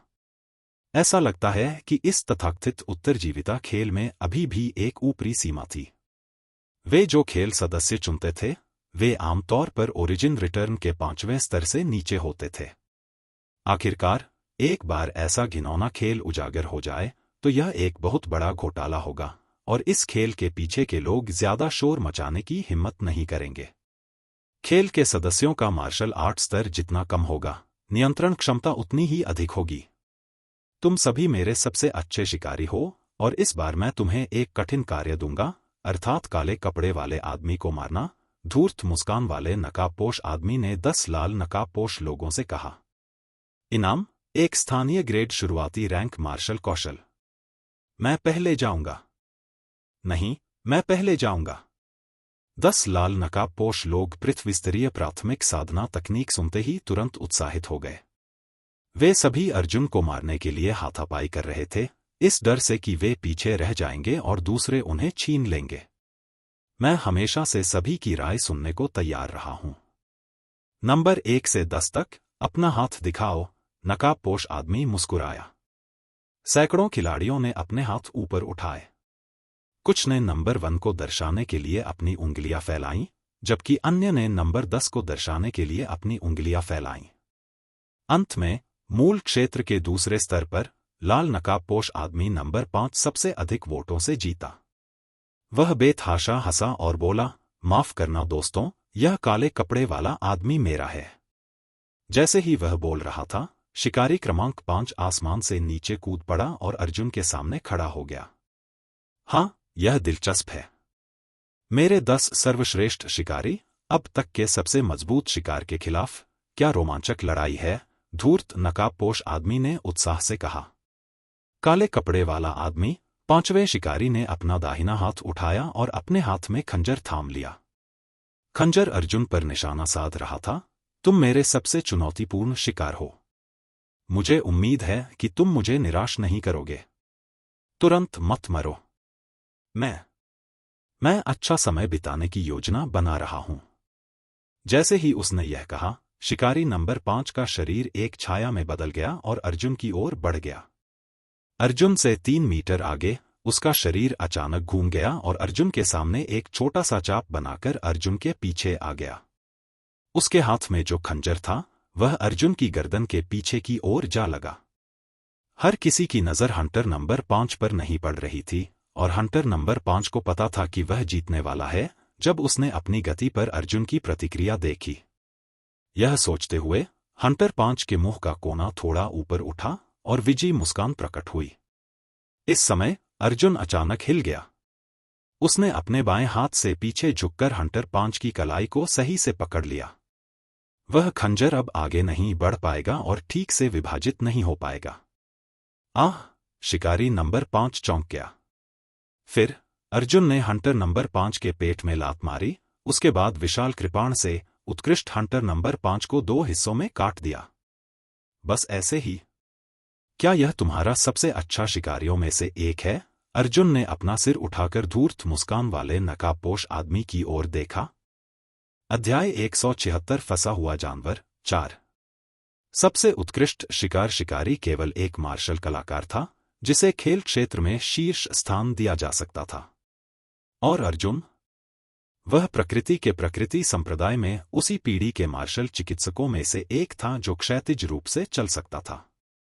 अर्जुन की हत्या की शानदार विधियों से हर कोई हैरान था। अगर कोई तुलना नहीं होती तो कोई अंतर नहीं होता। पहले यह अर्जुन के खिलाफ लड़ने वाला एक साधारण मार्शल कलाकार था। अर्जुन द्वारा उन लोगों को मार दिए जाने के बाद भी उनका दृश्य प्रभाव औसत था। लेकिन अब ये 10 लोग सभी विशेषज्ञ थे जिन्होंने रक्त के बपतिस्मा का अनुभव किया था। विरोधाभास सबसे मजबूत था जब इतने शक्तिशाली विशेषज्ञ को अर्जुन ने एक पल में मार डाला। तुम धूर्त मुस्कुराहट वाले नकाबपोश आदमी ने भी अर्जुन और दूसरों के बीच अंतर देखा। अगर अर्जुन बहुत बूढ़ा नहीं होता तो उसे शक होता कि अर्जुन दूसरे दर्जे के संप्रदाय का एक मुख्य शिष्य है। फिर से इस बार 2 शिकारी धूर्त मुस्कान वाले नकाबपोश आदमी ने एक पल के लिए सोचा और कहा, अगर वे दोनों काले कपड़े वाले आदमी को मार सकते हैं तो वे दोनों एक पृथ्वी ग्रेड प्राथमिक मार्शल कौशल साझा करेंगे। मौके पर वोटिंग के बाद हंटर गुयुआन 2 दान 4 और हंटर गुयुआन 2 दान 7 ने एक साथ लड़ाई लड़ी। वे दोनों आकाश से उतरे, लेकिन उन्होंने शिकारी क्रमांक 5 की तरह ऊंची आवाज में बात नहीं की। इसके बजाय उन्होंने उसके साथ सावधानी से व्यवहार किया। उनके दिमाग खराब नहीं हुए थे, इसलिए वे देख सकते थे कि अर्जुन कितना शक्तिशाली था। लाल मुखौटे पहने 2 शिकारियों ने एक दूसरे को देखा और फिर बाईं और दाईं ओर से अर्जुन की ओर बढ़े। उन्हें लगा कि यह बहुत अच्छा है। बाएं और दाएं फोल्डर अर्जुन को दुविधा में डाल सकते हैं। परिणामस्वरूप अर्जुन ने मूर्खतापूर्ण तरीके से उनके हमलों का इंतजार नहीं किया। इसके बजाय जैसे ही उन दोनों ने हमला किया, वह भी आगे बढ़ गया। अर्जुन ने सीधे बाईं ओर शिकार करने वाले शिकारी को चुना। अपने हमले के लक्ष्य के रूप में उसने अपना दाहिना पैर जमीन पर पटका और जोरदार धमाके के साथ बाहर निकल गया। उसके पैरों के नीचे युआन क्यूई से शक्तिशाली धक्का वास्तव में एक छोटे से क्षेत्र में फट गया। इस बार अर्जुन बाईं ओर के हंटर के सामने सीधे फट गया। दूसरी ओर दाईं ओर का हंटर अर्जुन से बहुत दूर था। उसके पास दूसरे हंटर का समर्थन करने का भी समय नहीं था। बाईं ओर का शिकारी घबरा गया। उसने जल्दी से अपना हाथ हिलाया और चिल्लाया, गेल। जैसे ही आंधी शब्द चिल्लाया गया, शिकारी के हाथ में तलवार अचानक हवा से प्रेरित युआन क्यूई की एक परत में लिपट गई। दुर्भाग्य से अर्जुन ने अपनी बात पूरी भी नहीं की थी कि उसने शिकारी के चेहरे पर अपनी तलवार से वार कर दिया, जिससे उसका खून निकल आया और वह तलवार पीछे की ओर फेंक दी। फिर उसने अपनी तलवार को क्षैतिज रूप से उठाया और मौके पर ही शिकारी की कमर पर वार कर दिया। दाईं ओर का शिकारी उसे सहायता देने के लिए दौड़ा ही था कि उसे पता चला कि उसके साथी को अर्जुन ने एक ही वार में मार डाला है, हालांकि वह कायर था। अर्जुन ने पीछे की ओर गोली चलाई और दाईं ओर से शिकारी का पीछा किया। उसने खुद को हवा में खड़ा किया और चाकू से हमला कर दिया। दाईं ओर के शिकारी ने जल्दी से अपनी तलवार को रोकने के लिए उठाया, लेकिन जब तलवार और तलवार एक साथ टकराए तो दाईं ओर का शिकारी पीला पड़ गया। अर्जुन कृपाण की शक्ति बहुत भयानक थी। दाएं हाथ के शिकारी ने अपनी तलवार उठाई और अपनी दोनों भुजाएं तोड़ दी। एक तीखी चटक ध्वनि के साथ तलवार उड़ गई और विशाल कृपाण पर प्रकाश की एक किरण चमक उठी। एक कृपाण। मानव सिर आसमान में उड़ गया। अर्जुन जमीन पर उतरा और अपनी कृपाण घुमाई। उसने तलवार पर लगा खून फेंक दिया और चिल्लाया, यह थोड़ी सी क्षमता मेरे दांतों के बीच के गैप को भरने के लिए पर्याप्त नहीं है। हिस खेल के सदस्यों ने ठंडी हवा में सांस ली। नकाबपोश व्यक्ति ने दांत पीसते हुए चिल्लाया, बाकी 7 लोग एक साथ हमला करो। उसके सिर के ऊपर का पिंजरा खुल गया और 7 लाल नकाबपोश आदमी नीचे कूद पड़े। चूंकि अर्जुन ने उन दोनों को जल्दी से निपटा दिया था, इसलिए 3 और लोगों को मारना भी आत्मघाती होगा। बेहतर होगा कि वे एक साथ सब कुछ खत्म कर दें। हाउजिंग कहीं एक अति सुंदर और भव्य जागीर में सैकड़ों उच्चपदस्थ और प्रतिष्ठित लोग आधे मुखौटे पहने हुए बड़ी रुचि के साथ बैशा शहर के युद्ध दृश्यों का आनंद ले रहे थे। एक बाज की आंख हवा में तैर रही थी, जो दीवार पर 100 जानवरों के शहर के व्यापारिक मैदान की युद्ध छवि को प्रक्षेपित कर रही थी। इस प्रकार की चील की आंख चील की आंखों में सबसे ऊंची थी। इसे हेवनस्क्रायर ईगल की आंख कहा जाता था। इसे हेवनस्क्रायर राक्षसी जानवरों की आंखों की पुतलियों से बनाया गया था। यह दूसरे चील की आंखों से भेजी गई जानकारी को सीधे चित्र में बदल सकता था। स्वर्ग स्कायर क्षेत्र राक्षसी जानवर की आंखें। यह चील की आंख कितनी महंगी थी। इसे अब पैसे के हिसाब से नहीं मापा जा सकता। जहां तक सैकड़ों मोटे, आमतौर पर बिना मुस्कुराए बड़े लोगों की बात है, वे सभी बढ़िया शराब के स्वाद वाले थे। वे युद्ध के दृश्य देखते थे, कभी कभी हल्की हंसी निकालते और अपने कानों में फुसफुसाते थे। कुछ प्रतिष्ठित महिलाओं ने धीरे धीरे अपने पैरों पर पालतू बिल्ली को सहलाया। जब उन्होंने ट्रेडिंग फ्लोर से खून की धारें निकलती देखी, तो वे उत्साह से अपने होंठ चाटने लगीं। उनके हाथों की ताकत अनजाने में बढ़ गई, जिससे पालतू बिल्ली लगातार चीखने लगी। कभी कभी खेलते हुए बच्चे गलती से इस कमरे में घुस आते थे और बड़े लोग उन्हें बाहर भेज देते थे। बच्चे को विदा करने के बाद उनके चेहरों पर दिखने वाला दयालु भाव तुरंत गायब हो गया और उनके चेहरों पर एक बार फिर से उत्साहित और अज्ञात विकृत भाव प्रकट हो गया। लेकिन इस समय दीवार पर दृश्य अचानक चमक गया, जैसे कि एक पक्षी की चोंच की रूपरेखा चमक गई हो, और फिर दृश्य बाधित हो गया। 100 जानवरों का शहर, राक्षसी जानवरों का व्यापारिक मैदान। महान युद्ध शुरू होने वाला था और हवा भी जम गई थी।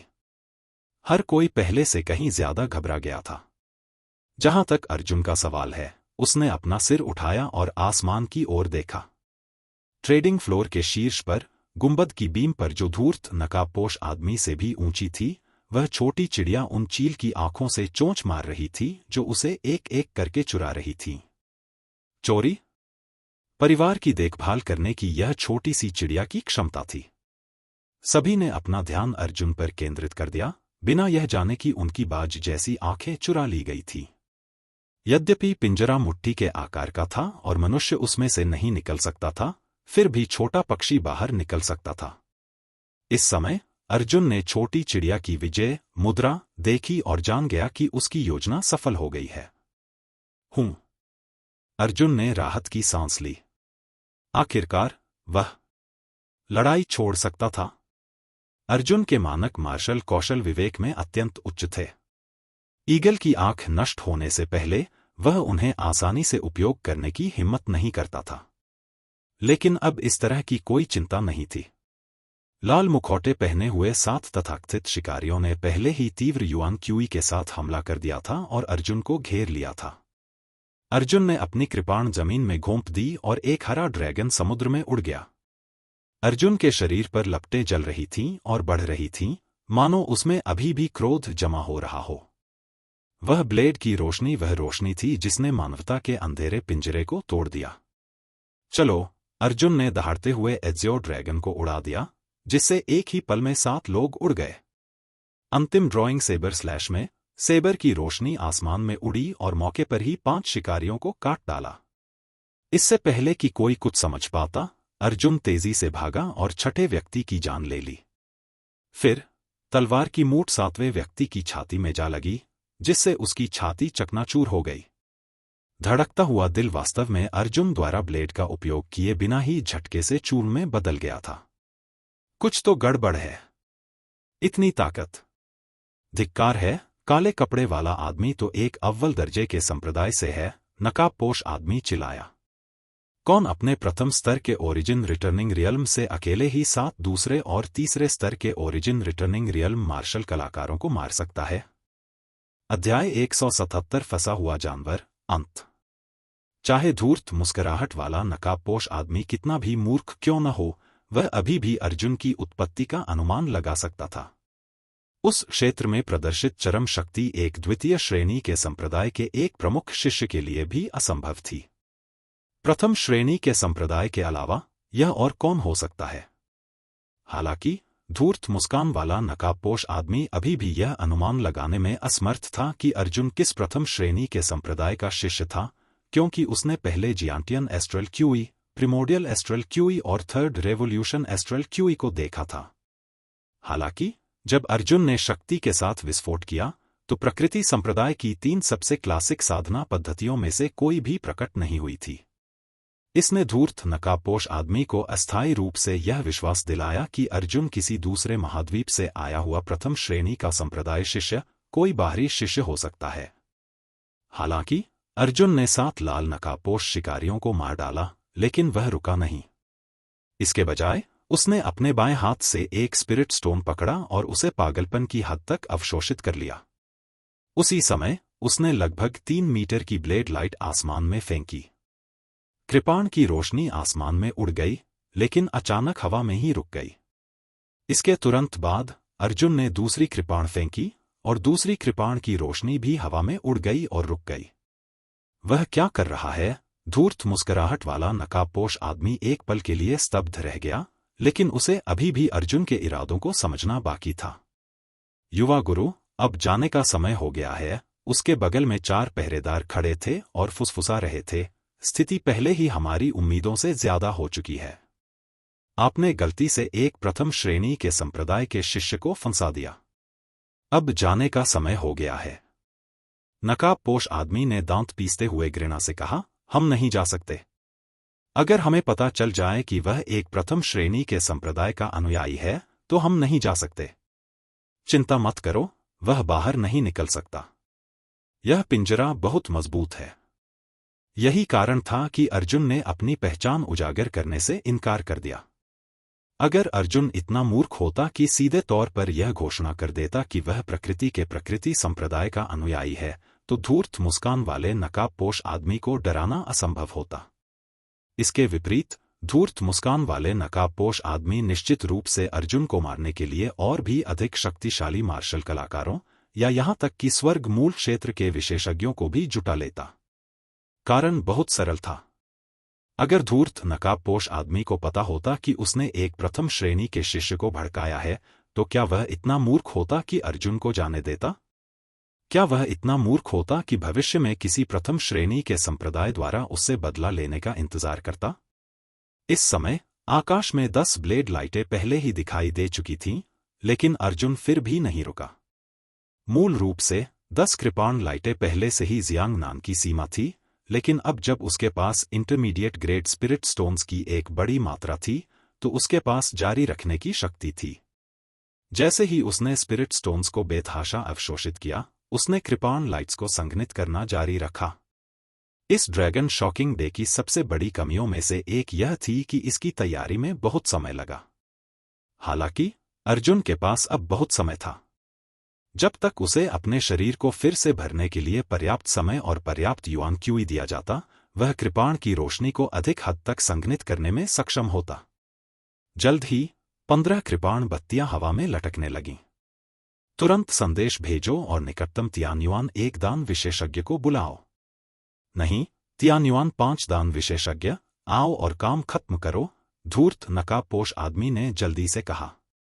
उसे अर्जुन को मारने के लिए 100% संभावना का उपयोग करना था। इसके अलावा एक तियान्युआन 5वीं परत विशेषज्ञ तेजी से उड़ने और कम से कम समय में घटनास्थल पर पहुंचने में सक्षम होगा। हाँ, एक गार्ड ने तुरंत अपनी जेब में हाथ डाला और पाया कि ईगल आई गायब थी। जब वे गेम खेल रहे होते थे, तो उन्हें अपनी ईगल आइज का बार बार इस्तेमाल करना पड़ता था। अगर वे उन्हें अपने स्टोरेज रिंग से बार बार निकालते और डालते रहते, तो यह बहुत परेशानी भरा होता। इसलिए वे आदतन उन्हें अपनी आस्तीन या जेब में रखते थे। इस प्रकार धूर्त मुस्कान वाले नकाबपोश आदमी और अन्य 3 पहरेदारों ने जल्दी से अपनी जेबें टटोली। उन्होंने पाया कि सभी एक जैसे थे और ईगल आइज सभी गायब हो गए थे। चिंता मत करो, संकेत का उपयोग करो, धूर्त मुस्कुराहट वाले नकाबपोश आदमी ने तुरंत एक संदेशवाहक को बाहर निकाला और अंदर कुछ शब्द कहने के बाद उसने संदेशवाहक को छोड़ दिया। मेरे लिए एक तियान्युआन 5वीं परत विशेषज्ञ को इकट्ठा करो और बैशौ शहर जल्दी करो। जल्दी करो, जल्दी करो, जल्दी करो। संदेशवाहक एक प्रकाश की किरण में परिवर्तित हो गया और क्षण भर में आकाश में उड़ गया। छोटी गौरिया ने पहले तो संदेशवाहक का पीछा किया था, लेकिन दुर्भाग्यवश दोनों पक्षों के बीच गति का अंतर बहुत अधिक था, इसलिए उनके लिए उसे पकड़ पाना असंभव था। उसके बाद धूर्त मुस्कान वाला नकाबपोश आदमी इंतजार करता रहा और नीचे देखता रहा। पिंजरे के आकाश में 30 कृपाण किरणें पहले ही संघनित हो चुकी थीं। अर्जुन जोर जोर से हाँफ रहा था। जाहिर तौर पर वह बहुत अधिक युआन क्यूई का उपयोग करने के कारण थक गया था। वह वास्तव में क्या कर रहा है? नकाबपोश आदमी ने भौहें सिकोड़ते हुए कहा, क्या आप पिंजरे पर हमला करने के लिए बड़ी मात्रा में कृपाण प्रकाश का उपयोग करना चाहते हैं? हाँ, यह अफसोस की बात है कि इस पिंजरे को तोड़ने के लिए स्वर्गीय युआन के पहले स्तर की ताकत का उपयोग करने की आवश्यकता है। इस समय अर्जुन ने ऊंची छलांग लगाई और अपनी कृपाण आकाश में घुमा दी। ऐसा लग रहा था जैसे 30 कृपाण लाइटें अचानक पुनर्जीवित हो गई हों और वे तुरंत एक साथ मिलकर एक भयावह कृपाण लाइट का निर्माण कर दिया जो 50 मीटर लंबी थी। यह चाल लड़ाई में बहुत अव्यवहारिक है। कोई भी आपके द्वारा 1 मिनट बर्बाद करने के लिए एक बड़ी ब्लेड लाइट बनाने का इंतजार नहीं करेगा, लेकिन इस विशेष वातावरण में इसका उपयोग किया जा सकता है। अर्जुन ने अपनी 50 मीटर ऊंची कृपाण लाइट से पिंजरे को बेवकूफी से नहीं काटा। इसके बजाय उसने जमीन पर उतरते ही कृपाण लाइट को तेजी से ऊपर की ओर घुमाया। अर्जुन को वृत्त का केंद्र बनाकर उन्होंने 50 मीटर की ब्लेड लाइट को तेजी से दक्षिणावर्त घुमाया, जिससे ब्लेड लाइट पीछे की ओर झुक गई। परिणामस्वरूप ब्लेड की रोशनी ने एक विशाल एक ब्लेड वाला पंखा बनाया और एक आश्चर्यजनक आकर्षण आकाश से उतरा। स्ली स्माइल मास्क्ड मैन और सभी खेल सदस्य पिंजरे के शीर्ष पर खींचे गए। यह है धूर्त मुस्कान वाले नकाबपोश आदमी का दिल बेतहाशा धड़क रहा था, लेकिन वह चिंतित नहीं था क्योंकि वहां एक पिंजरा था। हाँ, तुम बाहर नहीं निकल पाओगे। चाहे तुम कोई भी हो, तुम्हें आज मरना ही है। और तुम बिना किसी को पता चले मर जाओगे। धूर्त मुस्कान वाले नकाबपोश आदमी ने अपने दांत पीस लिए। बोलते हुए उसने अपना सिर घुमाया और एक तरफ देखा। वहां एक कंसोल था। पहले कंसोल को नियंत्रित करने और चुनौती देने वालों को उतारने के लिए हमेशा एक गार्ड होता था। वह लानत वाली चीज, क्या वह पक्षी है? धूर्त मुस्कान वाला नकाबपोश आदमी अचानक अचंभित रह गया। कंसोल पर एक पक्षी खड़ा था। पक्षी अपने मुंह में रॉड को पकड़े हुए था और उसे अंत तक खींच रहा था। नहीं, धूर्त मुस्कुराहट वाले नकाबपोश आदमी ने उन्मादपूर्ण चीख निकाली। पिंजरा खुल गया। तेज हवा के कारण सभी लोग पिंजरे में फंस गए। मैं लंबे समय से तुम्हारा इंतजार कर रहा हूं, अर्जुन मुस्कुराया। सैकड़ों खेल सदस्यों को चिल्लाने का भी समय नहीं मिला जब 50 मीटर की घूमती हुई ब्लेड लाइट ने उन्हें चूर्णविहीन कर दिया। युवा मास्टर की रक्षा करें। 4 स्तर के मूल रिटर्निंग गार्डों ने तुरंत अपने शरीर के साथ स्ली स्माइल मास्कड मैन को घेर लिया और हिंसक युआन क्यूई उनके शरीर से फट गया। विशाल कृपाण की रोशनी उन चारों पर पड़ी और तुरंत घूमना बंद हो गया। शरीर तानाशाह बिजली शरीर। अर्जुन तुरंत पलटने से पहले अपनी ताकत से 5 गुना अधिक विस्फोट कर दिया। ब्लेड की रोशनी ने 4 गार्डों पर लगातार बमबारी जारी रखी, उन पर लगातार 33 बार बमबारी की। ओरिजिन रिटर्न के 4थे स्तर पर 4 गार्डों के आंतरिक अंग फट गए और उनकी मौके पर ही मौत हो गई। इस समय कृपाण की रोशनी भी अत्यधिक खपत के कारण लुप्त हो चुकी थी। वहां केवल 2 लोग बचे थे, अर्जुन और धूर्त नकाबपोश आदमी। क्या तुम मजाक कर रहे हो? तुम अभी भी मुझे मारने की हिम्मत रखते हो? क्या तुम जानते हो मैं कौन हूं? नकाबपोश आदमी जमीन पर बैठ गया और बार बार पीछे हट गया। अर्जुन ने अपनी विशाल कृपाण खींची और धीरे धीरे धूर्त मुस्कान वाले नकाबपोश आदमी के पास पहुंचा। एक खेल खेलो। तुम यहां मत आना। मेरे पिता हैं। अर्जुन ने अपना पैर उठाया और अपने दिल को चीर देने वाले पैर से धूर्त मुस्कान वाले नकाबपोश आदमी को लात मारी, जिससे वह पीछे की ओर जमीन पर गिर गया। उस व्यक्ति का शरीर दूर की दीवार से टकराया, उसके मुंह से खून निकला और उसका मुखौटा उतर गया। वह आश्चर्यजनक रूप से एक सुंदर युवक था। चाहे आप कोई भी हों, भले ही आप सम्राट हाउतियान के बेटे हों, आप आज नहीं जा पाएंगे। अर्जुन ने अपनी कृपाण उठाई और अपनी आंखों में भयंकर लपटें उगल दीं। तुम मुझे नहीं मार सकते, युवक चिल्लाया। मेरा बहुत ऊंचा दर्जा है, मैं कैसे मर सकता हूं? मैं उन सरीसृपों की तरह कैसे मारा जा सकता हूं? अगर तुम हाउजिंग में आज्ञाकारी ढंग से रहोगे, अर्जुन ने युवक का कॉलर पकड़ा और कहा, तब तुम नहीं मरोगे। दुर्भाग्य से तुम खुद मौत को दावत दे रहे हो। किसी और को दोषी नहीं ठहराया जा सकता। मैंने तुमसे कहा था, तुमने गलत व्यक्ति को उकसाया है। अर्जुन ने अपनी तलवार उस युवक के चेहरे पर दे मारी, जिससे उसके खूबसूरत चेहरे पर एक गहरा गड्ढा हो गया। उसके गाल की एक हड्डी टूट गई। युवक ने अपना चेहरा छिपा लिया और बुरी तरह चिल्लाया, तुमने मुझे मारने की हिम्मत की? बचपन से लेकर अब तक मेरे पिता ने भी मेरी एक उंगली नहीं छुई, फिर भी तुमने मुझे मारने की हिम्मत की। ओह! अर्जुन ने अपनी भौहें उठाईं और कहा, मेरे महान युवा स्वामी, मैंने आपको नाराज कर दिया है। जैसे ही वह बोल रहा था, अर्जुन ने अपनी तलवार युवक के कंधे पर दे मारी। यह छोटा सा दर्द वास्तव में इतना अधिक पीड़ादायक था कि युवक भूतिया आवाज में चिल्ला उठा। क्या तुम्हें खेल खेलना पसंद नहीं था? अर्जुन ने युवक के बाएं टखने पर ठोकर मारते हुए कहा, चलो अच्छा समय बिताते हैं। अभी भोर होने में लगभग 20 मिनट बाकी हैं। हमारे पास बहुत समय है। तुम्हारी हिम्मत! युवक पागलों की तरह चिल्लाया। अर्जुन ने अपना हाथ घुमाया और युवक को थप्पड़ मारा। जिस युवक ने उसे थप्पड़ मारा था, वह उछलकर गिर गया और उसके मुंह के दांत कई बार टूट गए। युवक उठ खड़ा हुआ और अर्जुन की गुस्से भरी निगाहों को देखने लगा। इस बार वह सचमुच डर गया था। वह जमीन पर घुटनों के बल बैठ गया और बार बार विनती करने लगा, मैं मर नहीं सकता। मैं वाकई नहीं मर सकता। मुझे भविष्य में कुछ बड़ा करना है। आप मुझे नहीं मार सकते, कृपया मुझे जाने दीजिए। अर्जुन मुस्कुराया। तुम मर नहीं सकते?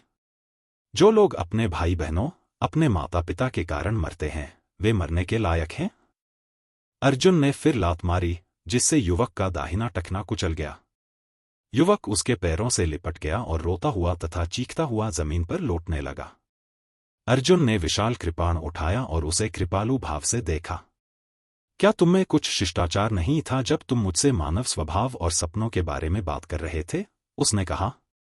तुम जिस तरह से बात कर रहे थे वह उस तरीके से बहुत अलग था जिस तरह से तुम अब रो रहे हो और लौट रहे हो। मुझे संदेह होने लगा कि तुम वही व्यक्ति हो। क्या? जब आप बाहर होते हैं तो आप बात कर सकते हैं, हंस सकते हैं और दूसरे लोगों के जीवन और मृत्यु को दिशा दे सकते हैं। जब आप खेल के सदस्य बन जाते हैं तो आपके व्यवहार में क्या होता है? आपके दृढ़ संकल्प में क्या होता है? युवा होने के बाद से युवक को कभी भी इतना अपमान और दर्द नहीं सहना पड़ा था। यह पता चला कि दर्द एक बहुत ही असहज एहसास था। यह पता चला कि मृत्यु से पहले उसके दिल में डर बहुत तीव्र होगा। अब तक उसे यकीन नहीं हो रहा था कि वह सच में मर जाएगा। एक दिन ऐसा आएगा जब कोई और उसे मार डालेगा। तुम क्या चाहते हो? युवक ने अपने आंसू रोके और कहा, मैं तुम्हें जो भी चाहिए वो दूंगा। क्या तुम साधना तकनीक चाहते हो? मैं तुम्हें सभी पृथ्वी ग्रेड शुरुआती आंदोलन तकनीक और मार्शल कौशल दूंगा। मैं तुम्हें पैसे दूंगा। मैं तुम्हें 10 मिलियन स्वर्ण मुद्राएं दूंगा। नहीं, 50 मिलियन। नहीं, मैं तुम्हें 100 मिलियन स्वर्ण मुद्राएं दूंगा। अर्जुन नीचे बैठ गया और युवक के चेहरे पर थपथपाते हुए बोला, बहुत कम, पर्याप्त नहीं। युवक खुश हुआ। पता चला कि काले कपड़े वाला यह आदमी पैसे का लालची भी है। यह आसान होगा। 200 मिलियन। मैं तुम्हें 200 मिलियन दूंगा। पर्याप्त नहीं, अर्जुन ने अपना सिर हिलाना जारी रखा। 500 मिलियन। आपको कितना चाहिए? युवक ने आश्चर्य से कहा। मुझे इसकी कीमत बताओ। अर्जुन ने कहा, मुझे तुम्हारी जान चाहिए। आह! युवक इतना डर गया कि उसका चेहरा पीला पड़ गया और वह पागलों की तरह रेंगकर बाहर निकल गया। अर्जुन ने खाली मैदान की ओर देखा और ऊंची आवाज में कहा, अब कृपया अपना हाथ दिखाएं और वोट दें। क्या आप खेल के इस सदस्य को मारना चाहते हैं? इतना कहने के बाद अर्जुन ने अपना बायां हाथ उठाया और कहा, ऐसा लगता है कि वोट सर्वसम्मति से हुआ है। मुझे मत मारो, मुझे मत मारो। युवक रेंगते हुए बलगम और आंसुओं के साथ चिल्लाया, मां, मुझे बचा लो, मैं मरना नहीं चाहता। अर्जुन ने कुछ कदम आगे बढ़ाए और अपने दाहिने पैर से युवक की पीठ पर कदम रखा। उसके हाथ में मौजूद विशाल कृपाण की नोक धीरे धीरे युवक की त्वचा को चीरती हुई उसके मांस में घुस गई। यह नीचे की ओर धक्का बहुत धीमा था, ताकि युवक चाकू से काटे जाने के अद्भुत एहसास का पूरा आनंद ले सके। किशोर ने अपना मुंह खोला, एक के बाद एक उसके मुंह से खून निकला, लेकिन चीखें गायब हो गईं। ईमानदारी से कहूं तो मेरी नजर में तुम्हारा जीवन एक सोने के सिक्के के भी बराबर नहीं है, अर्जुन ने युवक के कान के पास अपना मुंह रखते हुए कहा। युवक की आंखें मौत की तरह धूसर हो गईं। उसे इस बात का इतना पछतावा हुआ कि उसकी आंतें हरी हो गईं। अगर उसे पहले पता होता, तो अगर वह वैशो शहर नहीं आता, तो उसे काले कपड़े वाले आदमी जैसे वध के देवता से क्यों मिलना पड़ता। अर्जुन के बोलना समाप्त करने के बाद वह उछल पड़ा और उसने कृपाण की मूठ पर पैर रख दिया। विशाल कृपाण युवक की पीठ में पूरी तरह से धंस गई। फिर उसने पलटकर युवक के शरीर में एक बड़ा खूनी छेद कर दिया। उसका पूरा शरीर पूरी तरह से मृत हो गया था। अर्जुन ने अपनी कृपाण रख दी और गहरी सांस ली। यह जगह लंबे समय तक रहने के लिए उपयुक्त नहीं है। छोटी गौरिया, चलो। इसके साथ ही वह और छोटी गौरिया दो छायाओं में बदल गए और गायब हो गए। अध्याय 178 उड़ो। अर्जुन ने लिटिल स्पैरो को बिना रुके 100 जानवरों के शहर से बाहर तक पहुंचाया। वह 100 जानवरों का शहर अब सुरक्षित नहीं है। एक बार जब स्ली स्माइल मास्क्ड मैन मर जाता है, तो निश्चित रूप से 100 जानवरों के शहर में गुप्त रूप से जांच करने वाले बड़ी संख्या में विशेषज्ञ होंगे। वह अब अपना खुद का ग्रिफिन नहीं पा सकता था। वह जगह निश्चित रूप से पहले संभव क्षण में उसके नियंत्रण में होगी। कितनी परेशानी की बात है। मेरे पास एक और ग्रिफिन खरीदने के लिए पैसे नहीं हैं, अर्जुन ने भौहें सिकोड़ी। उसके पास मौजूद हजारों सोने के सिक्के एक ग्रिफिन खरीदने के लिए कैसे पर्याप्त हो सकते थे। यहां तक कि एक महाद्वीपीय घोड़ा भी इसे खरीदने में सक्षम नहीं था। हालांकि 100 बीस्ट क्लिफ से गुजरने के बाद भी उन्हें उत्तरी क्षेत्र की ओर जाना था। यह यात्रा बहुत छोटी नहीं थी। 2 पैरों पर चलना स्पष्ट रूप से दीर्घकालिक योजना नहीं थी। चलो देखते हैं कि उस बदमाश की अंगूठी में क्या है। मुझे उम्मीद है कि उसके पास सोने के सिक्के होंगे। वैशो शहर छोड़ने के बाद अर्जुन कुछ दूर तक दौड़ा और फिर एक निर्जन पहाड़ पर रुक गया। यह उजाड़ पहाड़ अनगिनत सालों से सूख चुका है। यहां किसी पक्षी की परछाई भी नहीं है और हर जगह बड़ी बड़ी दरारें हैं। अर्जुन ने लापरवाही से एक दरार ढूंढी और पहाड़ के अंदर छिप गया। बाहर से आने वाली धूप की मदद से उसने अपनी छाती से एक स्टोरेज रिंग निकाली। इस स्टोरेज रिंग को अर्जुन ने अजीब मुस्कान के साथ नकाबपोश आदमी से हटा दिया। इस समय वह बच्चा पहले से ही मर चुका था और स्टोरेज रिंग ने अपनी सील खो दी थी। उच्च श्रेणी की भंडारण अंगूठी। दुर्भाग्य से इसका उपयोग नहीं किया जा सकता है। अर्जुन ने भंडारण अंगूठी की सारी सामग्री बाहर निकालकर फेंक दी। स्टोरेज रिंग का अपने मालिक के साथ एक बार आत्मा अनुबंध हुआ था। हालांकि वह बच्चा पहले ही मर चुका था, लेकिन स्टोरेज रिंग का अनुबंध गायब हो गया था। हालांकि अगर वह गलती से किसी आर्टिफैक्ट फोर्जिंग विशेषज्ञ से मिल जाता है, तो वह स्टोरेज रिंग से कुछ सुराग पा सकता है। अर्जुन को ऐसा जोखिम लेने की कोई जरूरत नहीं थी। हे, यही है। अर्जुन की आंखें चमक उठीं। धूर्त मुस्कान वाले नकाबपोश आदमी की भंडारण अंगूठी से अचानक सोने के सिक्कों का एक छोटा सा पहाड़ निकल आया। नंगी आंखों से देखने पर इसकी मात्रा का अनुमान लगभग 80 से 1.5 मिलियन स्वर्ण सिक्के था। मुझे आश्चर्य है कि क्या यह थोड़ा सा पैसा एक ग्रिफिन खरीदने के लिए पर्याप्त है। अर्जुन को ग्रिफिन की कीमत के बारे में ज्यादा जानकारी नहीं थी। सोने के सिक्कों के ढेर में 3 चमकते हुए कार्ड थे। अर्जुन ने उन्हें बाहर निकाला और पाया कि वे सभी बैंगनी सोने के कार्ड थे। अर्जुन ने अफसोस से अपना सिर हिलाया और 3 बैंगनी सोने के कार्ड फेंक दिए। तीनों कार्ड में कम से कम 10 मिलियन सोने के सिक्के थे। हालांकि वह इतना मूर्ख नहीं होगा कि किसी और का स्टोरेज कार्ड लेकर पैसे निकालने के लिए बैंक भाग जाए।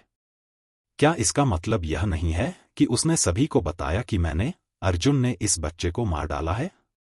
अर्जुन ने सोने के सिक्कों के छोटे पहाड़ को हटाया और देखा कि अंदर अभी भी क्या दबा हुआ था। कुछ बातें उजागर हुईं। 20 गिने चुने अप्रयुक्त ईगल आंखें। अर्जुन ने उन सभी को एक एक करके कुचल दिया। उन्हें पीछे छोड़ना भी एक समस्या थी। एक कमर प्लेट जिस पर झेनबेई शब्द लिखा हुआ है। अर्जुन का दिल तेजी से धड़क उठा और उसने जल्दी से अपनी कमर का टोकन काट दिया। ज़ेनबेई? क्या वह नकाबपोश आदमी ज़ेनबेई के महान सेनापति का बेटा नहीं था? इसके अलावा वहां 3 छोटी चीनी मिट्टी की बोतलें थीं। अर्जुन ने चीनी मिट्टी की बोतलों को अपने हाथ में पकड़ा और उन्हें देखा। उन पर संबंधित औषधीय गोलियों के नाम लिखे थे। चौथी श्रेणी की 100 स्पिरिट्स गोली, चौथी श्रेणी की बॉडी बिल्डिंग गोली और चौथी श्रेणी की क्यूई रिफाइनिंग गोली। अच्छी चीज है, अर्जुन की आंखें चमक उठीं। चौथी श्रेणी की 100 स्पिरिट्स की गोली एक बहुत शक्तिशाली मारक गोली थी। कुल 10 गोलियां थीं। जहां तक चौथी श्रेणी की बॉडी बिल्डिंग गोली की बात है, यह एक शरीर को परिष्कृत करने वाली गोली थी जो मार्शल आर्टिस्ट की शारीरिक शक्ति को बहुत बढ़ा सकती थी। चौथी श्रेणी की क्यूई रिफाइनिंग गोली एक क्यूई रिफाइनिंग गोली थी जो मार्शल आर्टिस्ट के आध्यात्मिक सागर को थोड़ा विस्तार दे सकती थी, जिससे उनकी युआन क्यूई क्षमता लगभग 50% और युआन क्यूई शक्ति 30% बढ़ जाती थी। हालांकि टियर 4 की गोली का सेवन तभी किया जा सकता था जब वह कम से कम ओरिजिन रिटर्न के 5वें स्तर पर हो। यही कारण था कि स्ली मास्क्ड मैन ने केवल गोली पहनी थी, लेकिन उसका सेवन नहीं किया। मेरी ताकत उसी क्षेत्र के मार्शल कलाकार से 1 स्तर अधिक है। मुझे इसे 2 से 3 स्तर पहले ही भस्म कर लेना चाहिए। व्हाइट फ्लेम लाइटनिंग की शक्ति को फिर से अवशोषित करने के बाद मैं इसका उपयोग करूंगा। नीचे देखने पर पता चला कि यह एक शुरुआती स्थानीय स्तर का मार्शल कौशल था जिसे स्कारलेट फ्लेम स्वॉर्ड कहा जाता है। दुर्भाग्य से यह एक अग्नि विशेषता मार्शल कौशल था जिसे अर्जुन इस्तेमाल करने में असमर्थ था, इसलिए उसने इसे लापरवाही से अपने स्टोरेज रिंग में रख लिया। अंत में एक स्थानीय स्तर की शुरुआती गतिविधि तकनीक थी जिसे सोअरिंग स्काई तकनीक कहा जाता है। हाँ, लोहे के जूतों में पैर रखने के बाद मुझे वास्तव में कोई जगह नहीं मिलती। अर्जुन ने सोअरिंग स्काई तकनीक को पकड़ लिया और बहुत खुश हुई। मैंने बहुत समय पहले सुना था कि धूर्त मुस्कान वाला नकाबपोश आदमी खेल के विजेता सदस्यों को अपनी तकनीक से पुरस्कृत करने के बारे में बात कर रहा था, लेकिन मुझे उम्मीद नहीं थी कि यह सोअरिंग स्काई तकनीक होगी। इस आंदोलन तकनीक के साथ वह स्वर्ग मूल क्षेत्र तक पहुंचने से पहले उड़ना सीख सकेगा। अब कोई उड़ने वाली सवारी नहीं। अर्जुन बहुत खुश था। उसने जल्दी से स्काई सोअरिंग आर्ट को पलटा और पाया कि यह जगह अभी भी 100 बीस्ट क्लिफ से 10,000 मील से ज्यादा दूर थी। उसे अभी भी उड़ान भरने के लिए स्काई सोअरिंग आर्ट पर निर्भर रहना था। इस उड़ते आकाश कला की साधना की आवश्यकता कम से कम मूल वापसी के पहले स्तर पर थी, क्योंकि इसके लिए युआन क्यूई के उपयोग की आवश्यकता थी। बेशक साधना का स्तर जितना अधिक होगा उतना ही बेहतर होगा। अर्जुन ने मंत्र पढ़ा और साधना शुरू कर दी। सोअरिंग स्काई तकनीक एक ऐसी गति तकनीक थी जो युआन क्यूई को युआन क्यूई पंखयुक्त पंखों में संघनित करती थी और उड़ान भरने के लिए प्रयोग की जाती थी। सामान्य रूप से कहें तो आकाश में उड़ने की तकनीक के बिना भी एक मार्शल कलाकार अपनी युआन क्यूई को महसूस कर सकता था और पंखों के आकार में इसकी नकल कर सकता था तथा हवा में ऊपर उठने के लिए संघर्ष करते हुए इसे फड़फड़ा सकता था। हालांकि यह तरीका बेहद मूर्खतापूर्ण और अक्षम था। खास तौर पर युआन क्यूई की खपत बेहद भयावह थी। उदाहरण के लिए, यदि अर्जुन ने 2 विशाल कृपाण रोशनी को संघनित किया और उन्हें हर समय जोर से लहराया, तो चाहे अर्जुन के पास कितना भी युआन क्यू हो, वह जल्दी ही समाप्त हो जाएगा। आसमान में उड़ने की तकनीक अलग थी। इसके पंखों को सघन करने के लिए एक विशेष मंत्र था और यह अपने पंखों और शरीर के बीच के कनेक्शन के माध्यम से अपने पंख फड़फड़ाता था। ऐसा करने से युआन क्यूई पंख इकट्ठा हो गए और बिखरे नहीं। हर समय पंखों को युआन क्यूई से भरने की कोई जरूरत नहीं थी और युआन क्यूई की खपत बहुत कम थी। अर्जुन को आसमान में उड़ने की तकनीक का अभ्यास करने में पूरा दिन और रात लग गया। अगले दिन दोपहर के समय वह बंजर पहाड़ की चोटी पर खड़ा था। तभी उसका शरीर थोड़ा कांप उठा और उसके पीछे 10 मीटर लंबे युआन क्यूई पंख दिखाई दिए। प्रत्येक पंख 5 मीटर से अधिक लंबा था, क्योंकि अर्जुन जैसे लंबे व्यक्ति का सामना करने के लिए उन्हें अपने पंखों को 10 मीटर तक फैलाना आवश्यक था। जैसा कि उम्मीद थी, अर्जुन ने अपने युआन क्यूई पंख वाले पंखों को छुआ और इससे एक स्पष्ट एहसास हुआ। ऐसा लग रहा था जैसे ये 2 जोड़ी पंख वाकई उसके शरीर पर उग आए हों। वह झुका और 30 मीटर ऊंचा उछला। फिर उसके विशाल पंख जोर से फड़फड़ाए। हवा उसके पंखों से गुजरी और वह आसमान में उड़ गया। हाँ, अर्जुन, जिसने अभी अभी आसमान में उड़ने की तकनीक का अभ्यास किया था, उसे बहुत ताजगी महसूस हुई। उसने अपने पंख ऊपर नीचे फड़फड़ाए, हर जगह बाइंदाए घूमे, सीधे दौड़े, गोता लगाया, ऊपर चढ़े। उन्हें कम से कम समय में पंख पाने की भावना की आदत डालनी थी। पहले तो हरकतें सहज नहीं थीं और अक्सर गलतियां हो जाती थीं। लेकिन जैसे जैसे उड़ान का समय बढ़ता गया, उड़ने का एहसास जल्दी ही और भी बेहतर होता गया। आखिरकार वे मार्शल आर्टिस्ट थे। वे एक ही समय में सभी तरह के जटिल हमलों को अंजाम देने के लिए हथियारों का इस्तेमाल कर सकते थे, और वे यह सब पानी में मछली की तरह कर सकते थे। उनके पंखों के फड़फड़ाने की बात तो छोड़ ही दीजिए। आधे दिन से भी कम समय में अर्जुन पूरी तरह से उड़ान में निपुण हो गया था और वह अपने आप को स्वतंत्र रूप से नियंत्रित कर सकता था। अध्याय 179 ज्वाला जगत। अर्जुन भी अपने पिछले जीवन में उड़ना जानता था, लेकिन वह उड़ने के लिए अपनी युआन क्यूई का उपयोग करते हुए जितनी जल्दी हो सके स्वर्ग मूल क्षेत्र की ओर आगे बढ़ गया। तियान युआन मार्शल कलाकार स्वर्ग और पृथ्वी के साथ संवाद करने के लिए अपनी खुद की युआन क्यूई का इस्तेमाल करते थे, अपने शरीर को नियंत्रित करते थे जैसे कि वे युआन क्यूई की शूटिंग कर रहे हों। इस प्रकार की उड़ान बेहद तेज थी और सभी प्रकार की कठिन हरकतों को करने के लिए हथेली को वापस करना जितना आसान था। इसके विपरीत सोअरिंग स्काई तकनीक एक मूर्खतापूर्ण प्रकार की तकनीक थी। इसे सीधे तौर पर पक्षी के उड़ने से अलग नहीं माना जा सकता। यह विशुद्ध रूप से हवा में एक थप्पड़ था। चाहे वह गति हो या चपलता, सोअरिंग स्काई तकनीक की तुलना तियान युआन मार्शल कलाकार की उड़ान की गति से नहीं की जा सकती थी, लेकिन यह अर्जुन के लिए पहले से ही काफी अच्छी थी। लक्ष्य 100 जानवरों की चट्टान। अर्जुन ने दिशा पहचान ली और तुरंत अपने विशाल युआन क्यूई पंख लहराए और अपने पंख फैलाए और ऊंची उड़ान भरी। उसने स्वयं को धुंधले बादलों के बीच से गुजरने दिया ताकि दूसरों द्वारा खोजे जाने की संभावना न्यूनतम हो सके। जहां तक उस छोटी चिड़िया की बात है, वह अर्जुन के कंधे पर खड़ी होकर चहचहा रही थी। तुम्हें उड़ना तो आता ही है, फिर भी तुम मेरे कंधे पर क्यों खड़ी हो? उतर जाओ, अर्जुन मुस्कुराए। छोटा पक्षी अर्जुन के कंधे से नीचे कूद गया और फिर अर्जुन के शरीर के चारों ओर चक्कर लगाने लगा। एक पल में वह अर्जुन से आगे निकल गया और दूसरे पल उसने अर्जुन को घूरते हुए पीछे की ओर उड़ान भरी। यह स्पष्ट रूप से दिखा रहा था कि वह बेहतर उड़ान भर रहा था। भाड़ में जाओ, अर्जुन गुस्से से चिल्लाया। मुझे पता है कि तुम मुझसे बेहतर हो, ठीक है? अर्जुन की तो बात ही छोड़िए, जिसने केवल आसमान में उड़ने की तकनीक ही सीखी थी, यहां तक कि असली उड़ने वाले राक्षसी जानवर भी गेल स्पैरो की तुलना नहीं कर सकते थे। लगभग एक दिन उड़ान भरने के बाद अर्जुन ने उसकी उड़ान की गति का अनुमान लगाया। संभवतः ग्रिफिन की तुलना में उसके पास ज्यादा उत्पादन नहीं था, इसलिए उसके लिए प्रतिदिन 10,000 किलोमीटर की यात्रा करना कोई समस्या नहीं होगी। यदि वह अपनी पूरी ताकत से उड़ान भरता तो उसकी गति संभवतः तिगुनी होकर 20,000 किलोमीटर प्रतिदिन हो जाती। 100 जानवरों की चट्टान पर पहुंचते ही अर्जुन ने चतुराई से जमीन पर उतरकर अपनी जान बचाई। आखिरकार वह एक इंसान था और जमीन पर लड़ते समय उसकी लचीलापन सबसे ज्यादा थी। अगर उसे हवा में उड़ते राक्षसी जानवर से लड़ना पड़े तो उसकी हरकतें बेकार हो जाएंगी। विशाल पंखदार पंख प्रकाश के कणों में बदल गए और खुद ही बिखर गए। अर्जुन ने पहले ही आसमान में 100 जानवरों की चट्टान की समग्र रूपरेखा को देखा था। 100 बीस्ट क्लिफ का पूरा क्षेत्रफल लगभग 70% था। यह विशाल पेड़ों से ढका हुआ था। अधिकांश उजागर हिस्से नंगे चट्टानें और चट्टानें थीं। सबसे पहले उसे 7वें स्तर के मूल रिटर्निंग पाइथन के अंडे की खोज करनी थी। छोटी गौरिया, जाकर देखो कि किस क्षेत्र में सबसे अधिक तापमान है।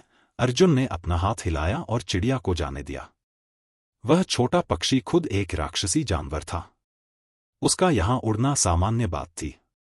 अगर अर्जुन एक इंसान के रूप में आदिम ऊर्जा की एक मजबूत आभा के साथ उड़ता तो वह निश्चित रूप से कई उड़ने वाले राक्षसी जानवरों का ध्यान आकर्षित करता। छोटे पक्षी की गति बहुत तेज थी।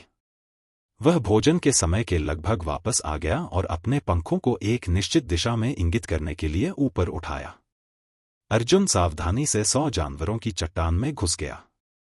अंदर वास्तव में कई प्रकार के राक्षसी जानवर थे और उसे हर 10 मिनट में कुछ का सामना करना पड़ता था। ज्यादातर राक्षसी जानवर अर्जुन जितने मजबूत नहीं थे और वे हमला करने की पहल नहीं करते थे। जब उनका सामना कुछ परेशान करने वाले जानवरों से हुआ तो वे कुछ नहीं कर सकते थे, इसलिए अर्जुन ने जल्दी से दूरी बनाने के लिए शैडो स्टेप्स का इस्तेमाल किया। 2 घंटे से अधिक समय के बाद वे अंततः एक ऐसे क्षेत्र में पहुंचे जहां का तापमान असाधारण रूप से चौंकाने वाला था। यह जगह ज्वालामुखी क्षेत्र की तरह लग रही थी, लेकिन यहां सामान्य ज्वालामुखी जितने ऊंचे गड्ढे नहीं थे। इसके बजाय जमीन के बराबर ही बड़े बड़े गोल छेद थे। उन गोल छेदों के अंदर अभी भी धधकते मैग्मा से भरा हुआ था। उसके पैरों के नीचे कई लाल बिच्छू धीरे धीरे रेंगते हुए गुजरे। दोनों तरफ दर्जनों विरल पेड़ थे। वे पेड़ बहुत अजीब थे। उनके शरीर लाल थे और उनकी छाल फटी हुई थी। उनके भीतर हल्का लाल मैग्मा बह रहा था। ये पेड़ मैग्मा पर जीवित रहते हैं? ऐसा लगता है कि वे राक्षस बनने वाले हैं। अर्जुन को बहुत उत्सुकता हुई। अर्जुन सावधानीपूर्वक जमीन पर ज्वालामुखीय गड्ढों के बीच तैरता रहा ताकि किसी भी समय राक्षसी जानवरों के हमलों से बच सके। ऐसे वातावरण में जीवित रहने और खेती करने वाले राक्षसी जानवर सरल नहीं थे। जैसे ही वह चल रहा था, अचानक उसके शरीर के बाईं ओर लगभग 100 मीटर व्यास वाले एक छोटे ज्वालामुखी में मैग्मा हिल गया। इसके तुरंत बाद अग्नि मछली ऊंची छलांग लगाती है और तीखे दांतों की 4 पंक्तियां अर्जुन की ओर बढ़ती हैं। यह अग्नि मछली 5 से 6 मीटर लंबी थी और इसका विशाल मुंह अर्जुन के शरीर के आधे हिस्से को निगलने के लिए पर्याप्त था। क्या बकवास है! अर्जुन ने अपना हाथ खींचा और विशालकाय कृपाण को अग्नि मछली के मुंह में क्षैतिज रूप से मार दिया, जिससे उछलती हुई अग्नि मछली आधी कट गई। अग्नि मछली के शरीर के 2 हिस्से अर्जुन के बाएं और दाएं तरफ से गिर गए। जमीन पर उतरने के बाद भी वह लावा जैसा खून उगल रहा था। जब अग्नि मछली ने शोर मचाना शुरू किया तो घटनास्थल का तापमान तेजी से बढ़ गया। यह टूट गया है, अर्जुन ने देखा कि मैग्मा क्रेटर में लुढ़क रहा था। इससे पहले कि वह कोई निर्णय ले पाता, आग की मछलियां बाहर आ गईं। वहां 100 से अधिक घनी आग वाली मछलियां थीं। अर्जुन ने जल्दी से अपनी विशाल कृपाण का इस्तेमाल करके उनमें से 7 या 8 को एक ही पल में काट डाला। हालांकि उन अग्नि मछलियों को काटने के बाद उनके शरीर से निकलने वाला मैग्मा रक्त बेहद घातक था। थोड़ा सा मैग्मा रक्त अर्जुन के शरीर पर गिरा और तुरंत अर्जुन के वस्त्र को जला दिया। उसकी त्वचा में घुसने के बाद उसकी त्वचा से भयंकर दर्द निकला। युआन क्यूई से अपने शरीर की रक्षा करो, अर्जुन चिल्लाया और अपनी युआन क्यूई को अंडे के छिलके में संघनित कर लिया तथा खुद को पूरी तरह से उसके चारों ओर लपेट लिया। अग्नि मछलियां युआन क्यूई ढाल से टकराईं और अपने तीखे दांतों का इस्तेमाल करके ढाल पर ची ची ची ची ची करने लगीं। अर्जुन ने कभी भी कोई विशेष मूल ऊर्जा शील्ड मार्शल कौशल नहीं सीखा था। इस प्रकार की मूल ऊर्जा शील्ड ने खुद को बचाने के लिए अपनी मूल ऊर्जा को ढाल के आकार में संघनित करने के लिए सबसे सरल विधि का उपयोग किया। ऐसा करने में एक बड़ी खामी थी और वह यह कि ढाल बहुत ज्यादा युआन क्यूई खा जाती थी। इसका कारण यह था कि एक बार युआन क्यूई मार्शल आर्टिस्ट के शरीर से निकल जाए तो समय के साथ खत्म हो जाती थी। इस समय ढाल को अग्नि मछली ने काट लिया था और युआन क्यूई की खपत की दर और भी तेज थी। अर्जुन केवल युआन क्यूई के साथ ढाल को भर सकता था। वह जल्दी से ऊपर कूद गया और युआन क्यूई के पंख की तेज आवाज के साथ वह ऊंची उड़ान भरना चाहता था। हालांकि वे अग्नि मछलियां भी वास्तव में अपने पंख हिला रही थीं। क्या उड़ सकता है? अर्जुन का दिल तेजी से धड़क उठा और उसने तुरंत अपनी कृपाण लहराई और सामान्य कृपाण रोशनी के साथ नीचे गोली चलाई। सौभाग्य से अर्जुन आसमान में काफी ऊंचाई पर था, इसलिए उसे मैग्मा रक्त से दूषित होने की चिंता नहीं थी, इसलिए उसने उसे छोड़ दिया और लड़ाई शुरू कर दी। 10 सेकंड से भी कम समय में अर्जुन ने ऊपर उड़कर आई 100 से अधिक अग्नि मछलियों में से एक को मार गिराया। इसी समय उसके पीछे से एक तेज चीख आई। अर्जुन ने अचानक पलटकर देखा तो उसके पीछे 50 मीटर के पंखों वाला एक विशालकाय अग्नि चील उसकी ओर गोता लगा रहा था। मैं बच नहीं सकता, अर्जुन ने अपने दांत पीस लिए और हाथ हिलाया। उसी समय जब कृपाण की रोशनी बाहर निकली, उसने अपनी पीठ के पीछे विशाल कृपाण को अवशोषित कर लिया और तुरंत अपने हाथों से एक मुहर बना ली। निश्चित रूप से फायर ईगल का क्षेत्र बहुत ऊंचा था। यह पहले से ही मूल रिटर्न के 5वें स्तर पर पहुंच गया था। अर्जुन की कृपाण की रोशनी उड़ गई और वास्तव में फायर ईगल द्वारा टुकड़े टुकड़े कर दी गई। इस समय अर्जुन की मुहर पूरी हो गई थी। उसकी उंगलियां कट गईं और आकाश से बिजली का एक बोल्ट नीचे उतरा, जो अग्नि चील की पीठ को छेदता हुआ उसके निचले पेट से बाहर निकल गया। हालांकि संकट खत्म नहीं हुआ था। फायर ईगल का शरीर बहुत बड़ा था। बिजली के कारण हुए घाव उसे कोई घातक नुकसान नहीं पहुंचा पाए। अध्याय 180 आग में नहाना। यह ऐसा है जैसे आप एक तितली को स्टील की सुई से आसानी से मार सकते हैं, लेकिन यदि उस तितली का आकार कुत्ते के बराबर है तो उसे एक सुई या 2 सुइयों से हल नहीं किया जा सकता। यह भी एक महत्वपूर्ण कारण था कि अधिकांश मार्शल कलाकार विशाल हथियारों का उपयोग करते थे। सौभाग्य से बिजली गिरने के बाद फायर ईगल का शरीर एक पल के लिए अकड़ गया और अर्जुन के शरीर से अलग हो गया। अर्जुन ने इस समय का उपयोग तेजी से नीचे उतरने के लिए किया तथा जमीन पर उतरने का प्रयास किया। अगर वह आसमान में होता तो वह निश्चित रूप से फायर ईगल के खिलाफ लड़ने के लिए योग्य नहीं था। वह अपने पंखों के एक फड़फड़ाहट से उतनी तेजी से उड़ सकता था जितनी वह अपने 10 पंखों के फड़फड़ाहट से नहीं उड़ सकता था। नन्ही बुलबुल, अर्जुन चिल्लाया। उसके हाथों ने तेजी से मुहरें बना ली। छोटा पक्षी आसमान से नीचे उतरा और अर्जुन के हाथ में बने निशान के बीच से गुजर गया। Thunder king, king sparrow seal. छोटा पक्षी बिजली के पक्षी में तब्दील हो गया, अपने कड़कड़ाते पंखों को फड़फड़ाते हुए अग्नि चील के शरीर से टकराया, लेकिन वह उसे तुरंत भेदने में असमर्थ रहा। अग्नि चील भी चिंतित थी और उसने अपना मुंह खोलकर छोटे पक्षी पर आग की बड़ी बड़ी लपटें उगल दीं। छोटे पक्षी की गति बहुत संवेदनशील थी। उसने जल्दी से धधकती लपटों को चकमा दिया और उस स्थान पर चमक गया जहां फायर ईगल को अभी अभी मारा गया था। वह फिर से आया। जब छोटी चिड़िया ने 5वीं बार वार किया तो वह अंततः फायर ईगल के शरीर में घुस गई और उसके शरीर के अंदर इधर उधर उछलने लगी। अग्नि चील ने एक दयनीय चीख निकाली। उसकी आंखें अचानक जलने लगीं और उसके पंख भयंकर लपटों में बदल गए। छोटी गौरिया, जल्दी से बाहर आओ। यह पागल हो रही है। यह देखकर अर्जुन चौंक गया। चाहे किंग स्पैरो सील कितनी भी मजबूत क्यों न हो, यह केवल अर्जुन के मूल रिटर्न के पहले स्तर पर आधारित थी। हालांकि वह फायर ईगल मूल रिटर्न के 5वें स्तर पर था। अर्जुन जानता था कि वह फायर ईगल का मुकाबला नहीं कर सकता। वह केवल किंग स्पैरो सील का उपयोग फायर शैडो को पीछे हटाने के लिए करना चाहता था। कौन जानता था कि लिटिल स्पैरो अपने रास्ते पर जाने और फायर ईगल के पेट में गोता लगाने पर अड़ जाएगा। जल्दी से बाहर आओ, अर्जुन चिंतित था। चाहे फायर ईगल कितना भी शक्तिशाली क्यों न हो, वह तुरंत अपने हाथ में एक विशाल कृपाण लेकर आगे बढ़ा। जैसे ही वह फायर ईगल के पास पहुंचने वाला था, फायर ईगल ने अचानक एक जोरदार धमाके के साथ खुद को नष्ट कर लिया। 50 मीटर व्यास वाला एक आग का गोला अचानक फट गया, जिससे अर्जुन उड़ गया। छोटी गौरिया, अर्जुन ने अपने युआनक्यूई पंख फैलाए और कुछ बार फड़फड़ाया, फिर उसकी गति रुक गई और वह विस्फोट के केंद्र की ओर भागा। इस समय एक छोटा अग्नि चील जो केवल 3 मीटर लंबा था, चिल्लाया और विस्फोट क्षेत्र से भाग गया। अर्जुन दंग रह गया। उसे उम्मीद नहीं थी कि फायर ईगल में इस तरह की आत्मबचाव क्षमता होगी। यह टूटी हुई पूंछ वाली छिपकली की तरह था। इसने अपने शरीर को नष्ट कर दिया और अपनी जान बचाने के लिए एक छोटे फायर ईगल में बदल गया। लेकिन उस छोटे पक्षी का क्या हुआ? आकाश में अग्नि चील का टूटा हुआ शरीर आग की वर्षा में बदल गया और एक के बाद एक बरसने लगा। अर्जुन जल्दी से नीचे की ओर भागा। भले ही ज्वाला के मांस के टुकड़े कितने भी गर्म क्यों न हों, लेकिन उसकी आंखें लाल थीं क्योंकि उसने उन्हें जेब से निकाल लिया था।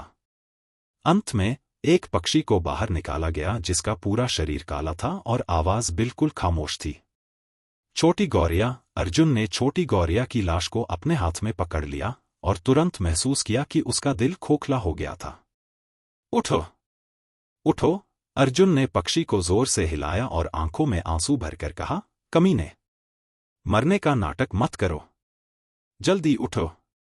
मुझे अभी भी तुम्हारे लिए बहुत सारा सोना चांदी, गहने और सुंदर रत्न खरीदने हैं। ब्लूस्टोन सिटी में जब अर्जुन सबसे असहाय था, तो यह छोटा सा साथी उसके साथ था। जब अर्जुन अकेला और एकाकी था, तो यह छोटा सा साथी ही था जो उसके कंधे पर कूदता था और उसे खुश करता था। लेकिन अब यह बदकिस्मत और शरारती छोटा सा साथी वास्तव में ऐसे ही मर गया था। अर्जुन ने आंखों में आंसू लिए हुए उस छोटे से पक्षी को अपनी बाहों में पकड़ लिया। उसने बिना किसी हलचल के अपना सिर नीचे कर लिया। उसके दिल में बहुत गुस्सा और आत्मग्लानि महसूस हो रही थी। ठीक इसी समय उसके पीछे एक और भी बड़ा ज्वालामुखी गड्ढा दिखाई दिया। मैग्मा अंदर से उछल रहा था और एक अग्नि मछली जो 100 मीटर की आश्चर्यजनक लंबाई तक पहुंच गई थी, बाहर निकली। जब अग्नि मछली आकाश में झपटती थी, तो उसे आकाश और सूर्य को ढकने वाला कहा जा सकता था। शायद यह मछलियों का राजा था। सूरज की रोशनी में मछली के विशाल शल्क चमकीले लाल रंग की चमक से चमक रहे थे। मछली के मुंह के अंदर नुकीले दांतों की 6 पंक्तियां थीं। यह अर्जुन के मजबूत युआन क्यूई उतार चढ़ाव से आकर्षित हुआ और अर्जुन को निगलने और एक अच्छा भोजन करने के लिए तैयार हो गया। जहां तक इस मछली की बात है, तो वास्तव में यह मूल रिटर्न के 5वें स्तर पर एक भयावह क्षेत्र में स्थित थी। हालांकि इस समय अर्जुन का आधा दिल पहले ही मर चुका था। उसके आंसू नीचे गिर गए और छोटी चिड़िया की लाश पर गिर गए। अर्जुन ने दांत पीसते हुए चिल्लाया, मुझे परेशान मत करो, चले जाओ। सूर्यदेव तकनीक, सूर्य तड़का। अचानक सूर्य की 2 मीटर चौड़ी किरण उतरी और अर्जुन के पूरे शरीर को ढक लिया। जहां तक अग्नि मछली राजा का सवाल है, वह सूर्य के प्रकाश की सीमा के भीतर था। जैसे ही उसका शरीर सूर्य की शक्ति से दूषित हुआ, उसके शरीर में उमड़ती राक्षसी ऊर्जा तुरंत उबल पड़ी। ची ची ची ची। अग्नि मछली राजा के शरीर की सतह से तुरंत एक संक्षारक ध्वनि निकली। एक पल में बड़ी मछली ने डर से अपना शरीर हिलाया और जल्दी से मैग्मा में वापस भाग गई। अर्जुन की आंखें पक्षी की लाश से हटी ही नहीं। उसने एक लंबी सांस ली और कहा, तुमने मेरे साथ इतनी सारी मुश्किलें झेली हैं, लेकिन आखिरकार तुम यहीं मर गए। छोटी गौरैया, चिंता मत करो। मैं तुम्हारे लिए एक कब्र का पत्थर बनाने के लिए निश्चित रूप से बहुत सारे रत्नों का उपयोग करूंगा, जब समय आएगा। इससे पहले कि अर्जुन अपनी बात पूरी कर पाता, उसकी बाहों में मौजूद छोटी चिड़िया अचानक हिल गई। हंह, अर्जुन की पुतलियां सिकुड़ गईं और उसका दिल तेजी से धड़कने लगा। क्या यह कोई भ्रम हो सकता है? सूर्यदेव तकनीक को भी जल्दबाजी में वापस ले लिया गया।